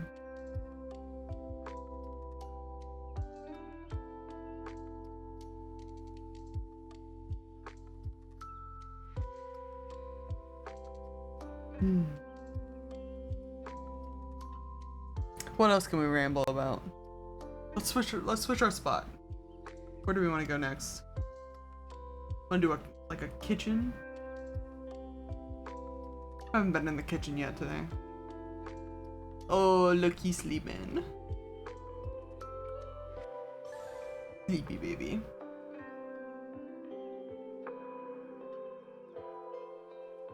Is raiding an affiliate thing? Raiding is not an affiliate thing. I can raid now. I just don't always because I'm bad at it.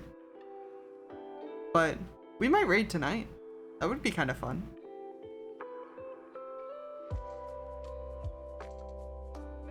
Actually, I think I can change the food that's on the table too.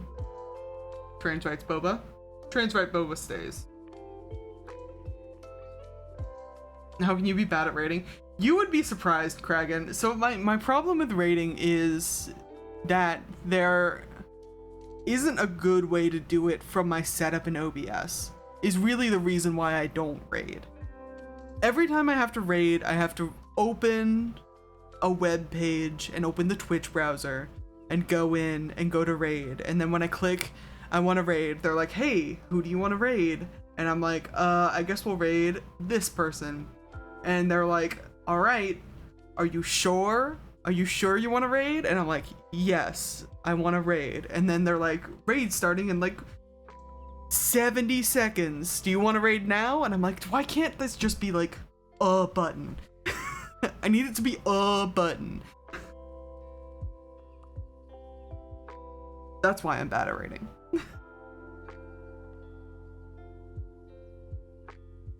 Ooh, do we want sushi? Maybe? Sushi, pizza. We were just talking about pancakes. I'll take the pancakes.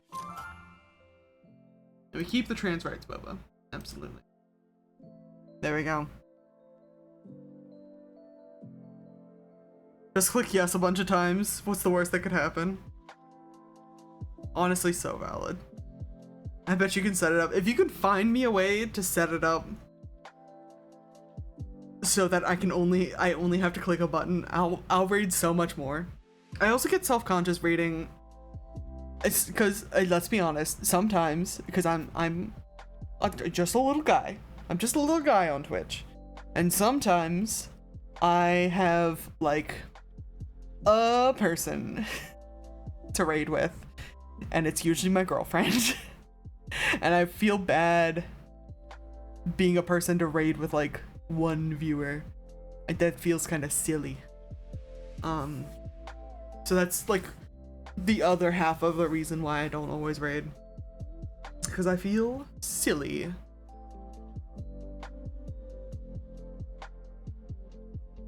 Yeah, you rarely get over like 2 people. That's valid. I guess I should just, you know, the more I start doing it, the less awkward I'll feel about it, I think. Been in streams where people raid with 1 viewer and someone raids with 80 and they get the same reaction, TBH. People do that all the time. Go for it if you want. Sweet.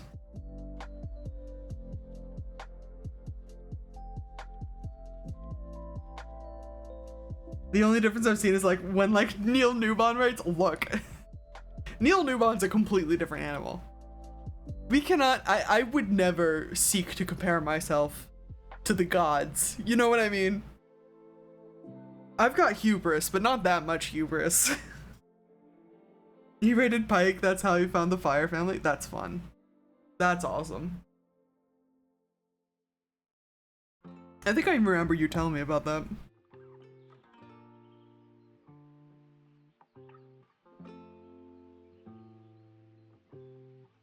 I love just hanging out. It's such a good time. So we'll probably raid tonight. I'll have to see who who's live, but we got another like hour of streaming left, so I'm not gonna worry about that quite yet. Booty vibes. Got that big booty vibes.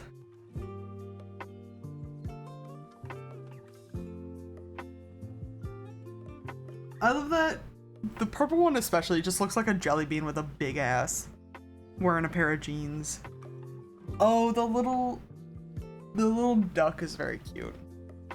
I thought that was like a like baby chocobo for a second. That would have been very fun.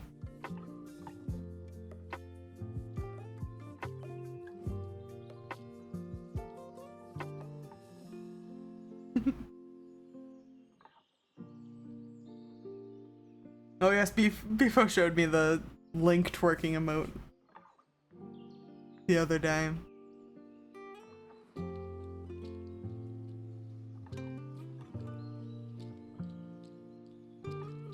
Twerk this! Fucking diva ult.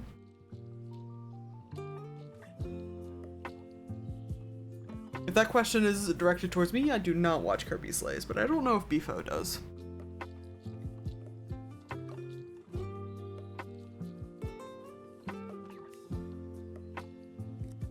I follow a lot of people on Twitch, but a lot of them are just kind of the same people I follow on YouTube. A lot of people have dual presence. I'm so bad at following everyone. Have not watched a Curb stream. Valid. It's a lot to keep up with. There's simply so much content.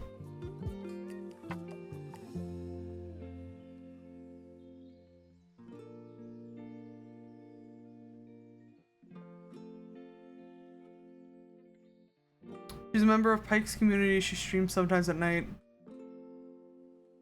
And very welcoming to raiders and also very funny. Hell yeah. Hell yeah. It sounds like a great time. You know what I'm also bad at? Discord. I keep considering making a Discord for this channel. And I keep like chickening out about it because I'm scared of social interaction. But I'm sure there will be a Discord one day, as long as Discord doesn't, you know, shit the bed the way that it's been going. You guys heard they got acquired by that Blizzard CEO, that disgraced Blizzard CEO, didn't you? Oh boy.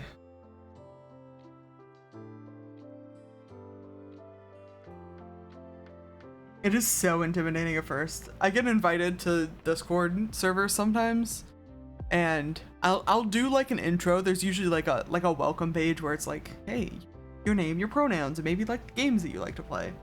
And I'll do that, and then I just like hide in the bushes outside of all of the text chats because I don't know where to jump in. The real lurking hours. But I'm trying to get better at that, you know?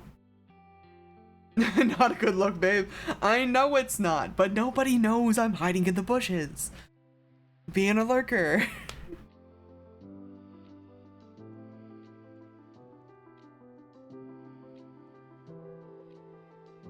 Oh, goodness. We know now. Well, look. That gives me even more reason to not be a weird lurker hiding in the bushes. That was my plan all along. 5D chess. God, I keep seeing posts. That post comes back around again every once in a while. The post about 5D chess with time travel, multi-dimensional time travel or whatever. Have you guys seen that game? This is an actual game actually listed on the actual Steam store page. It's fucking insane. It's exactly what it says on the tin. It's chess, but quote unquote 5-dimensional, where you can have like separate continuities based on like moves that you could have done or could have not done, and you play across all of these like alternate timelines in an effort to try to win this singular chess match, but also infinite number of chess matches. It makes my head hurt every time I even like look at the store page.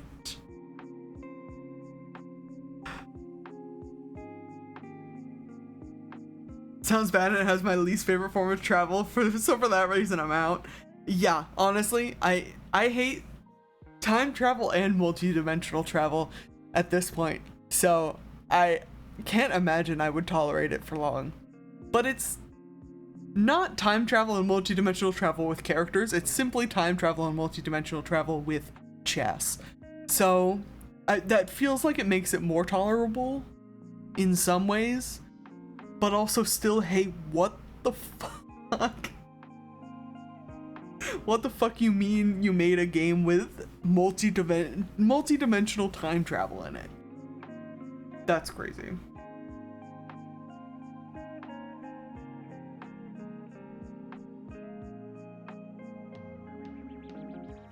Could not be me. I want to make a lot of different types of games.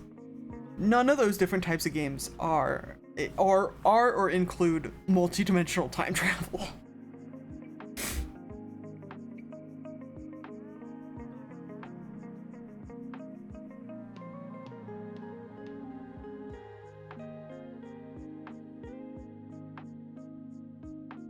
Gosh.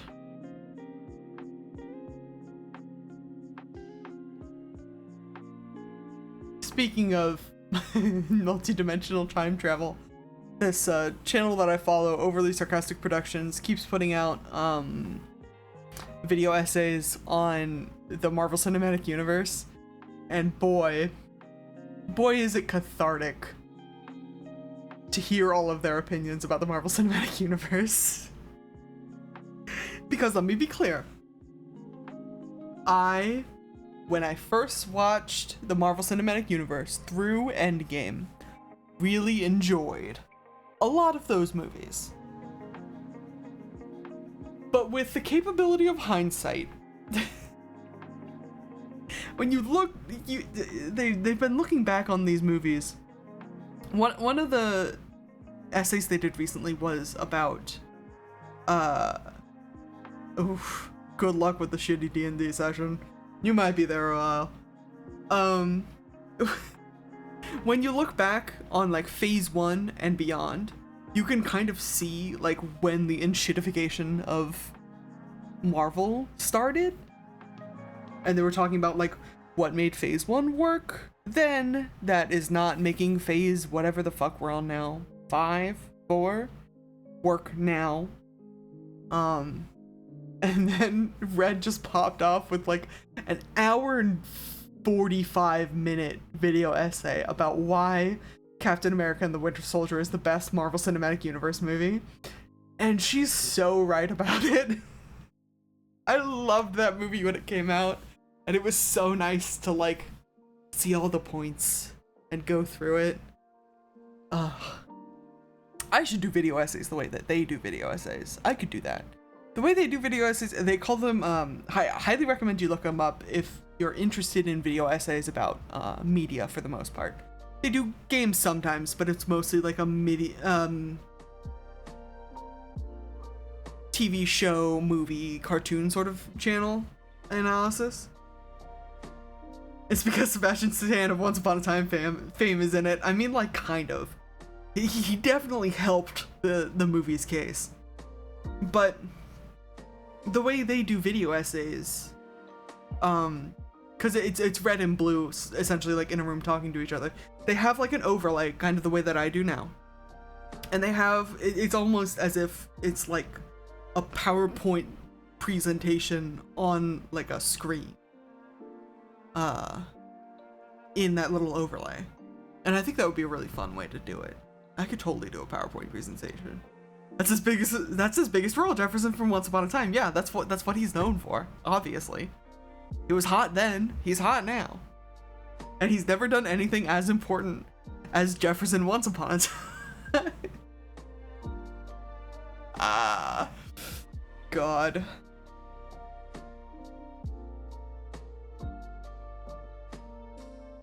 What if I just started, I could start like live streaming this shit. Dog Lover Forever, hello, welcome in. Welcome to the vibes. We're talking about the Marvel Cinematic Universe and how it used to be very good. Dog Lover Forever, thank you for the follow. We hit 60 followers. Hell yeah. Hell yeah, hell yeah, hell yeah.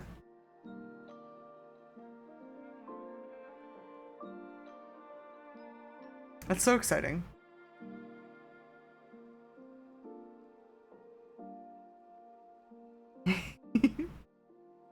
I love all the little emotes in chat. This might be the busiest my chat has ever been. That's so cute. Oh my gosh, is that a little bunny? That's adorable. I'm obsessed. I'm obsessed with the cute emotes.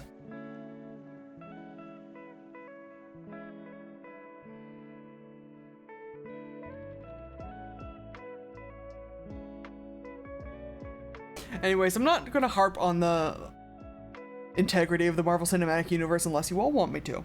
But I think it's very important. It's important analysis that they were doing, going back and seeing what worked for this phase of a thing that is not working now, especially in like long-term storytelling. It's always interesting to go back and see like with less of the nostalgia lens, you know, take an objective look at things.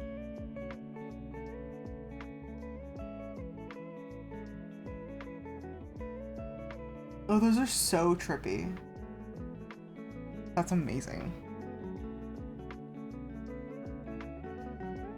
Oh, hell yeah.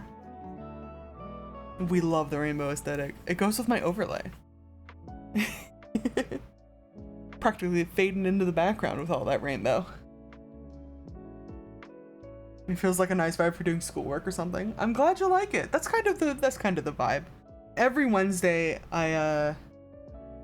creative writing / literature major is showing.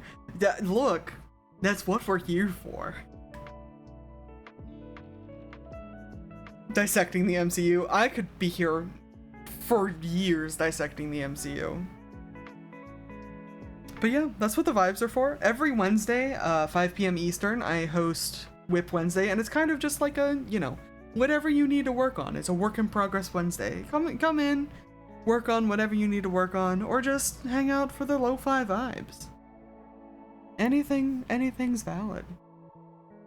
And I also, if you're interested in the lo-fi vibes, I do post all of these, I cross-post them to YouTube and upload them as VODs. So, if you're looking for lo-fi vibes when I'm not here, there's always lo-fi vibes to be had over on the VOD channel. That's linked in the Twitch description.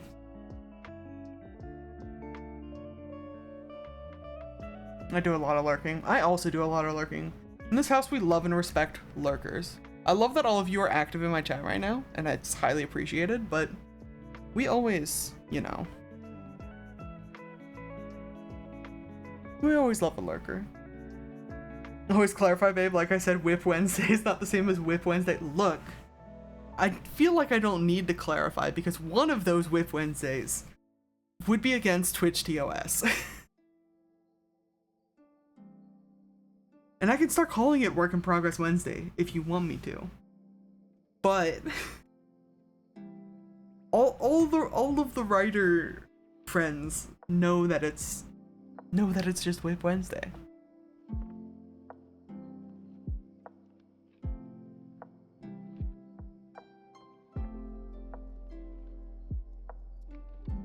I know you're joking, but it is funny to think about. Can you imagine if I started a work in progress? Your horny is showing, you goofball. Can you imagine if I started a work in progress Wednesday and like didn't even like show the stream yet? It was just like my starting student screen, and you just heard like the loudest whip crack in the background. I could probably make that once I'm more settled. I could probably make that like a stream alert. Maybe not, you know, not the loudest whip crack you've ever heard, but We could definitely do like a whip crack stream alert. I think that would be funny. Follows on Wednesday specifically? Yes. Yeah. Indiana Jones whip crack. I was gonna say I either have to steal it from Indiana Jones or Jacques the Whipper. Have you guys seen Jacques the Whipper on? He used to be on TikTok, but I think he's on YouTube now. He's like a, I don't know if he's specifically a Ren Fair performer or just like tends to perform at Ren Fairs, but he's got a little bit. Yeah, Renfest guy. He's got a whole little personality, and he does like song covers to the tune of he's like he cracks whips to the people request songs all the time at his shows. I'm sure he has other parts of the show, but the parts that make it to YouTube are when he asks the crowd like what song they want him to do, and they always come up with like the craziest shit. It's so fun. Highly recommend Jacques the Whipper. But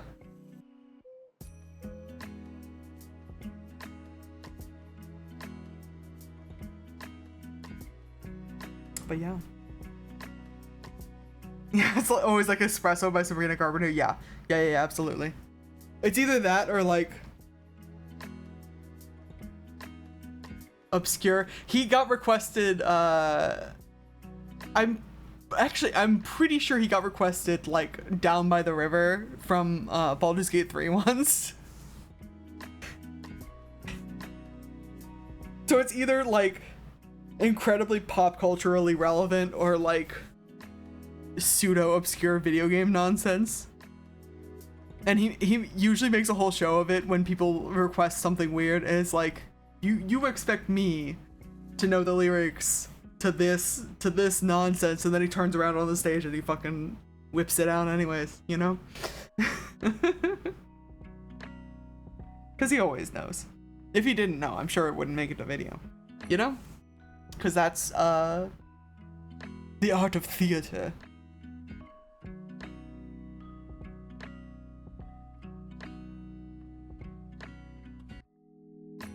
Whips it out. That's it. Exactly.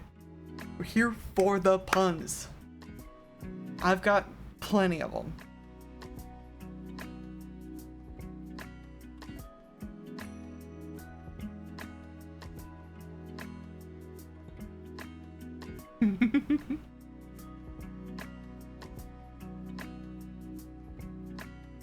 Oh my goodness. This has been great vibes. We've got another 35 minutes, but while we're winding down, I like to go over what we're doing for the rest of the week. I'm going to be here Thursday and Friday. Thursday morning, 6 o'clock Eastern, 6 a.m. Eastern, I'm going to be attempting the secret boss fight of Deltarune Chapter 2 that I have not attempted yet. We attempted the secret boss fight of Deltarune Chapter 1 this morning, and it did not go well. I didn't beat him, so taper your expectations a little bit. But there will be banter. I promise to give it a solid crack for a couple of hours. But then Thursday afternoon, tomorrow afternoon, 5 p.m. Eastern, we're going to be back here, and I'm going to be starting my Deltarune Chapter 3 playthrough. We're going to be going through, we're going in completely blind. I want no spoilers, no backseating. But we're going to be going through Deltarune Chapter 3 and 4 on stream, and that's going to start tomorrow afternoon, 5 p.m. Eastern.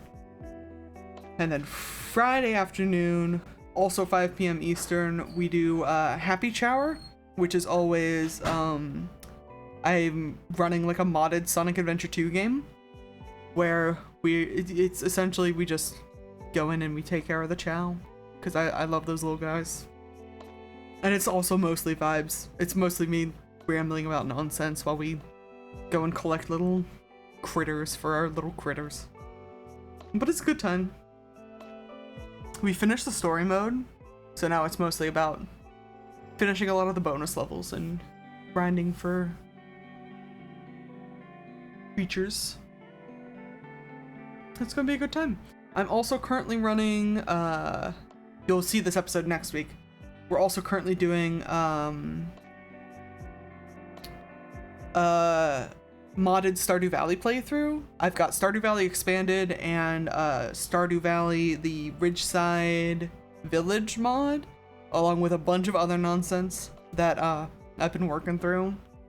It's been a good time. We did that on Tuesday, and we'll have another episode of that next week. Got a lot to do. Gotta see if I can get Pike to stop by for that. He was actually saying how much he loves the Chow today. Yes! A fellow Chow lover? My god. We love the babies. We love the babies in here. Absolutely. I would love for Pike to stop by if Pike wants to stop by. Or, you know, if you guys ever want to vibe on the VODs. There's plenty to vibe with the VODs. We've got 5 babies? 5 babies. 5 babies in that Chow garden right now. Because I just bought one. Oh, my chair is falling apart. That's a bummer. But yeah. Exciting stuff. We should have my youngest nephew come over and do commentary sometime. That would be hilarious. I would love to have his thoughts on both just the Chow and also like Sonic Adventure 2 in general, because he's baby, so he certainly hasn't like seen it before. He'd be so excited about Shadow. Yeah. And some of the Chow can look like Shadow, sort of, which would be very fun for him. Lurking while I clean. Good luck with the cleaning, Nacho Fries lover. Oh, we've got a little, hold on. I'll be cleaning with you. Ready for this? Bam. Solidarity.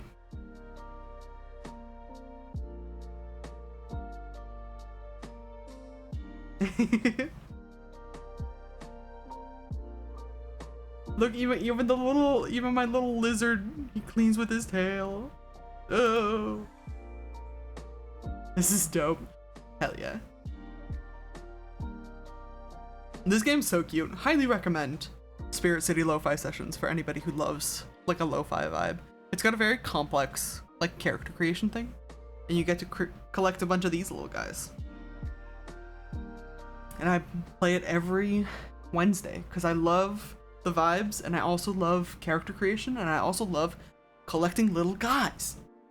One of these days, I'll have to make a collecting little guys game. Obsessed with collecting little guys.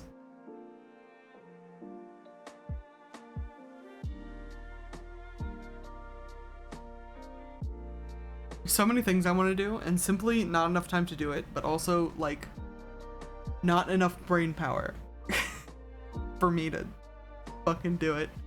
It's called Pokemon. I know it's called Pokemon, but I'm not gonna be able to like play this new Pokemon game on release, so let me cope, okay?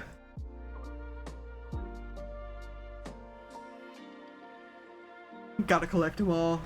You do. I gotta collect all the little guys. Oh my goodness. Yeah. Speaking of little guys. Pokemon with gotta catch 'em all. And then we got Packymons with Packymons. Gotta collect them all. Must collect them all. Must collect them all. Yes, exactly. Must go get them.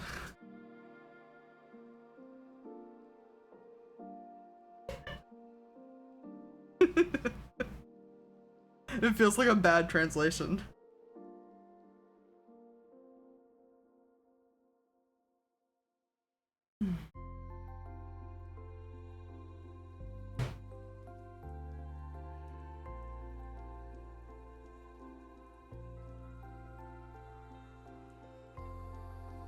Hell yeah.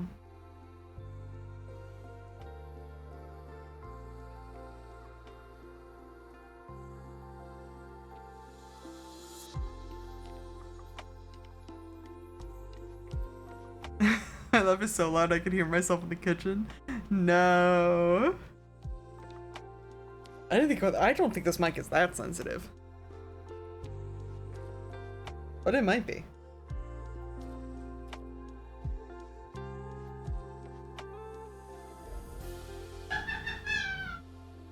Oh, that definitely picked up.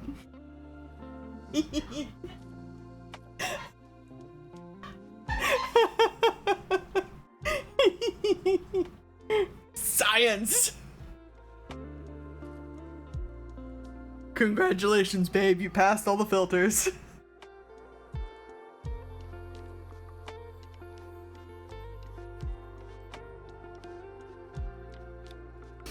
Oh, goodness.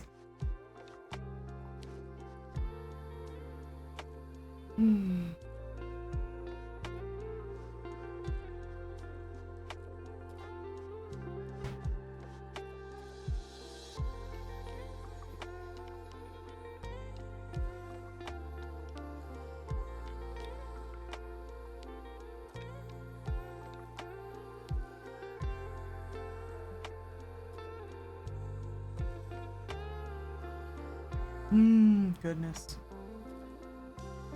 I'm running out of things to ramble about.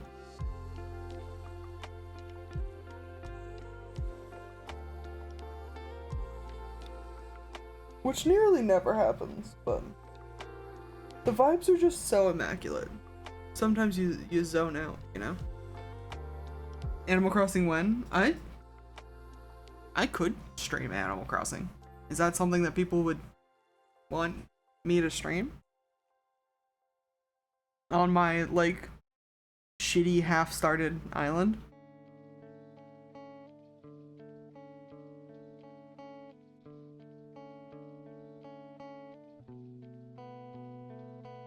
I was gonna say Animal Crossing might be a fun, like, early morning stream, but nothing would be open. Fire Family especially loves the vibe to Animal Crossing. Noted. We'll see. I do have the ability to stream Animal Crossing on my Switch, but I'd have to, like, set it up again, you know? So that's something I could definitely do. I would rather not time travel, darling. I think you know this about me. You know my disdain for time travel in general. And also for time travel in Animal Crossing. What if I downloaded, like, the OG Animal Crossing from, like, the... what the fuck is it called? Was it... GameCube wasn't the original one, was it? I can't imagine it would have been earlier, though. Pike's been playing that one? That's crazy. I'm gonna Google it. It's a Google and stream.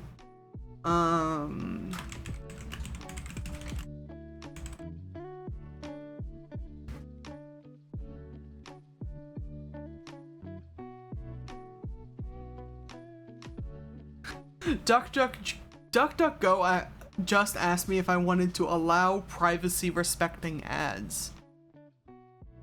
And I don't have the heart to tell DuckDuckGo how much I hate all of that. And ads in general. Initial release in 2001. Damn. Animal Crossing is only slightly older than Billie Eilish. Congratulations, Animal Crossing. 64 was the first one. N64. Oh god, I'm turning to dust. Yeah, me too. Me too.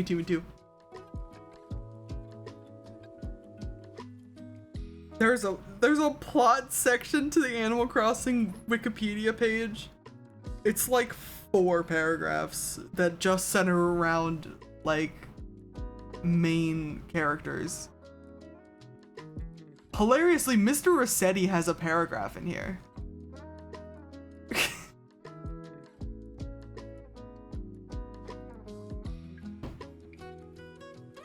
God, I hated Rossetti.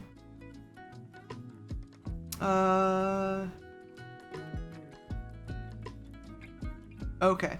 So, Animal Crossing from 2001 was released in Japan for a specific version of the N64. But when it was re-released in America, it was released for the GameCube. So that makes sense.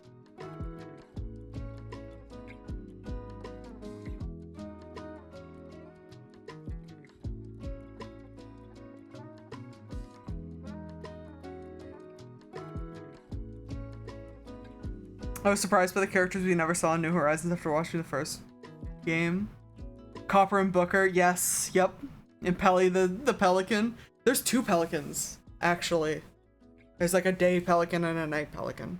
And I don't remember both of their names. Copper and Booker,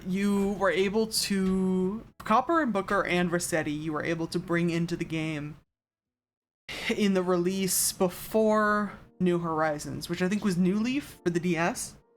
You could actually build little like buildings for specific like bonus characters. And Rossetti, you could build him like a little like hill, or like a manhole cover that he could like pop up in. And the Copper and Booker had like an office, I think. It was kind of wild. It was sort of like that welcome back, Kragan. It was sort of like the function in the newest game where you have that like island that you can bring characters onto, like Red and Sahara and so on. Sis is dealing with an asshole murder hobo player. Oof. Oof. You want me to murder them for you? Harvey's Phototopia, yeah, it's Harvey's Island. You want me to kill that guy for you? Cause he sounds like he sucks. I also asked that. Same brain, same brain, same brain. But yeah, we could potentially put some Animal Crossing into the rotation. I would love to have Animal Crossing as like a passive thing that we can like check in and check out of. You know what I mean? It would be good to add to the rotation of like you know how I have the roguelikes where I just kind of bounce in them and bounce out, despite the fact that I can like play them on my own time. Animal Crossing could also fit that. You need a same brain cell emote when I hit affiliate? I absolutely, yeah. I could do a same brain emote. I'm imagining like the word same and then like a picture of a brain beneath it. That's definitely doable. I could draw a fucked up little brain. I need a version that's like same brain with like a normal brain, and then I need a version that's same brain, but it's the little guys from Baldur's Gate. The little mind eaters. I need to be making an emote list. Yeah, but we'll get there when we get there. We're not even like close to affiliate yet, technically. We're kind of close, but ostensibly not very close to affiliate. We'll see. One that says same, one that says bad, and just a picture of a brain. That's the way to do it, absolutely.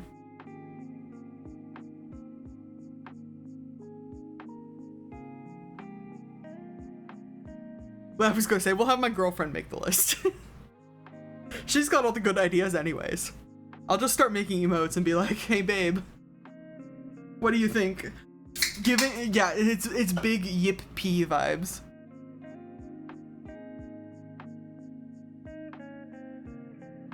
Oh, by the way, the Drawfee variety hours this weekend.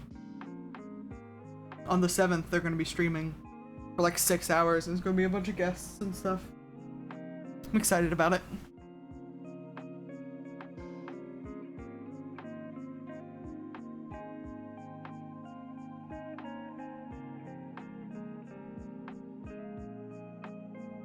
It is unfortunately a charity stream that I will not be able to donate to, but I can direct people to the charity stream. They're giving to Stonewall Community Foundation, I think, or whatever that charity is. And they've got merch. They've got really cute. They did really cute like Drawfee public broadcast merch, which I think is really fun. That's also being proceeds are donated to the Stonewall Community Foundation. It's gonna be a good time. I'm excited about it.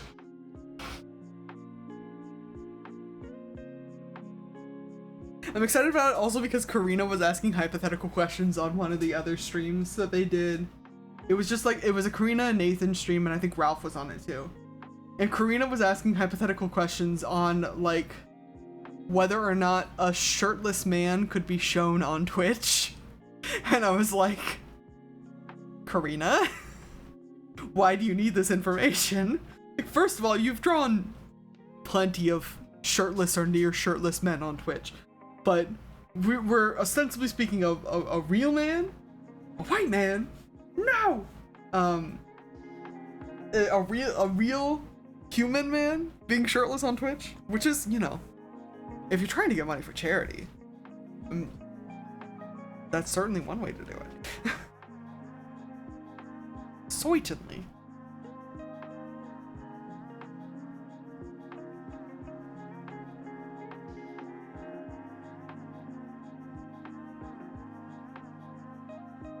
Anyways, should be a good time.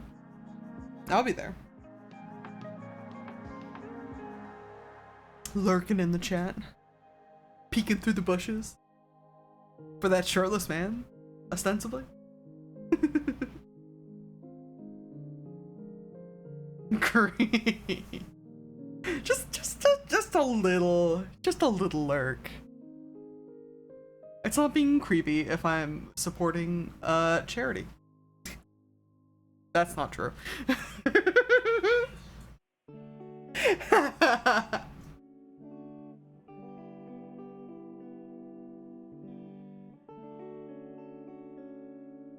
It gives big vibes of, we watched the Dropout Parlor Room episode that they released recently, where they played Betrayal at House on the Hill. And Becca Scott, I don't know why, but Becca was embodying a character that was being a little weird. It was a fun time, but pretty much everything that came out of her mouth in character, everyone was like, don't say that.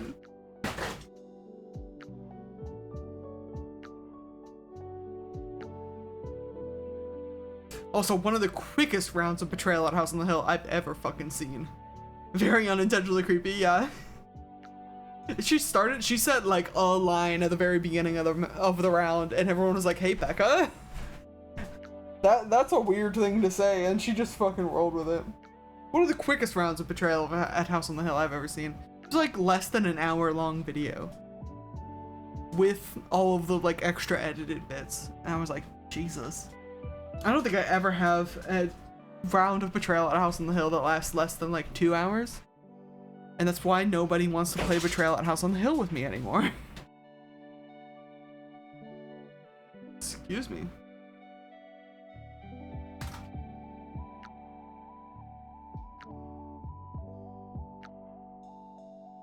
Such a good game though.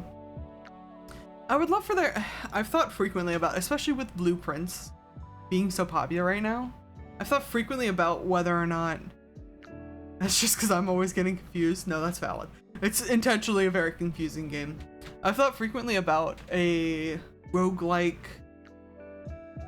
game in the same vein as Betrayal at House on the Hill, where you like, it's spooky atmosphere and you have to draft rooms to like get from point A to point B.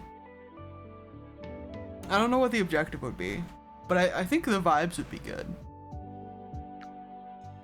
I would love a spooky, like, here's my deal. I love a lot of horror media. I hate a lot of horror media that's just jump scares and darkness. I would love to make a game that's like horror, but mostly in vibes. like big something terrible has happened here and you're gonna hope it isn't going to happen to you kind of vibes. That might be something to work on. It would certainly give me a lot of practice if I need to, like, if I need to build little trinkets and stuff for rooms. Also, babe, you know how I feel about Paranormal Activity. Do you want me to be here for another 2 hours? I can keep streaming for another 2 hours and tell you how I feel about Paranormal Activity. Like you're in the aftermath and you keep getting hints of the horrible thing. Yeah, that's kind of what I'm thinking. Almost like a... I don't know if it would be fun if you were like a detective trying to like crack the case or something. Or if you're just like a bystander who like narrowly avoided contact with the horrors. I don't know. But I like, you know, like at least a partially lit room with like viscera or like claw marks on the walls. That's what I'm into. Not just like, you know the type of video game or the type of horror media in general that just has like shitty flashlight or shitty handheld camera and like jump scares. That's not what I want. I always love I'm trying to find my missing friend and I don't believe in this shit, but I'm about to. Fuck yeah. So Fatal Frame, yeah. Fatal Frame's very popular. And Fatal Frame I do think has a good horror vibe to it. But it's got its problems. Fatal Frame also... Fatal Frame also isn't always like full shaky cam. When I'm talking about like shaky cam footage, I'm thinking of like Outlast. When you're like perspective stuck to what's in the camera. I feel like some of the Fatal Frame games are like third person or had third person moments. Yeah, you can quote me on that. Instead of, you know, put that in my dating profile. Instead of, you know, long walks on the beach and so on and so forth. Like partially the room with viscera and just claw marks on the walls. When you turn the camera flashlight and just see massive claw marks where there shouldn't be any. Yes, absolutely. I also really like there's been some games relatively recently that have taken advantage of a first person perspective and a forced camera angle where you can like look at something for one moment and then you look away and go do something else. And once it's like out of your cone of vision, it changes so that when you look back, there's like spooky. This was very infamously done in PT, where there's like writing on the walls and you can like look at it and then look away and look back and like it says hello initially. And like letters keep disappearing and you look away and look back and letters keep disappearing. PT was a wild time. Cone of Vision, my favorite area effect spells. Absolutely. Hell yeah. Cone of Vision cast on a pair of glasses so that you can fucking actually see through your lenses. And it's super subtle, so you're not entirely sure if you're seeing things or not. Oh, absolutely. Absolutely. Because let me tell you, I know the way, not only do I know the way that gamers are, I know the way that YouTubers and streamers are. And I know if you do it subtly enough, people will think they're going crazy because they just don't notice some things when they walk into a room. You know what I mean? Some people just they won't see it the first time, and you'll be lucky if they see it the second time, but it will dawn on them eventually. And you'll be like, huh? I love some glasses that have dark vision cast on them. Those are an actual item in 5th edition. I'm pretty sure. Yeah. We could, ostensibly, if you want to jump dimensions. Or also, they're an item IRL too. They're an item IRL too, they're just night vision goggles. You could be Sam Splinter Cell. And you go, Pee. Do you want to scare people or make them go insane? Look, you know, why not both? ¿Por qué no los dos? It's horror, right? There hasn't been an effective... it hasn't been an effective way to get a truly Lovecraftian experience that I've seen. A truly, like, I am witnessing things that I, like, thought I understood, but I am no longer sure that I understand. You good insanity meter? Honestly, like, kind of? But insanity meters, I can give or take insanity meters. It depends. Because they can often be, you know, if you have a game with an insanity meter and, like, drugs to make your insanity less, it tends to be less impactful. But if you have a game where you're just, like, perpetually going crazy, sort of like, hilariously, you know what's a game that does that really well? Bloodborne. Let me tell you, this game, they don't have a sanity meter, but as you go through the game, you earn insight, which then reveals a lot of awful cosmic horrors that just persist in the world around you. They don't necessarily attack you. A lot of it's like set dressing. But they are there. And if you complete the game and start a New Game Plus run, you maintain your sanity and you're able to see that these cosmic horrors have been there the whole time, watching you. And that's fucked up. OMG, you have an insanity meter that lets you translate the old speech on the walls, but you don't know you have an insanity meter, so depending on how bad off you get, you may or may not get the translation. Hell yeah. I love that. You pass by it in the hallway, like, early in the game, and you're like, I don't know what the fuck this says, but you pass by it later, and you can suddenly read it in, like, perfect English, and you're like, oh, something has happened to me. Something terrible has gone on.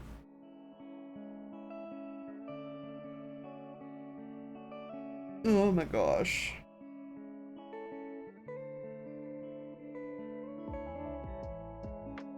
And then you play the game again and you never read it because you didn't fuck yourself up.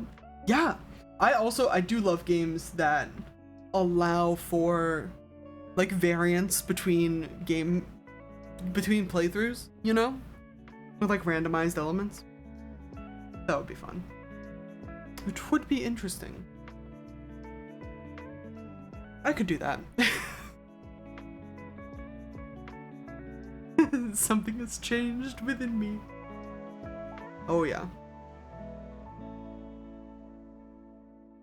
Oh yeah. Something inside me has changed. One of these days I'll make a video game, y'all, and you'll never hear the fucking end of it. I'll never stop yapping. Never stop. I'll already never stop yapping, honestly, but, like, if I ever get, like, a finished project out there, oh, you'll never hear the end of it.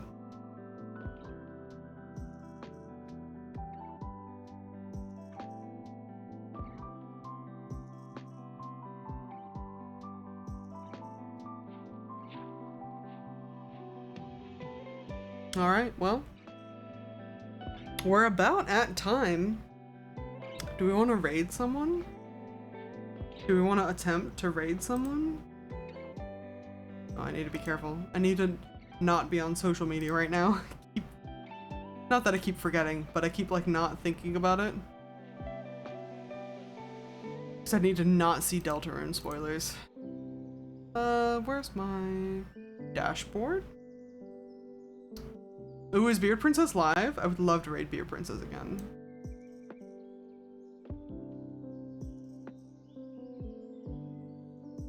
Let me see. First, let me get, we'll do my little offline overlay, just so you guys can be prepared. Oh, they're playing the sad French game? Oh gosh. Oh goodness. Yeah, Claire Obscure Expedition 33 or whatever.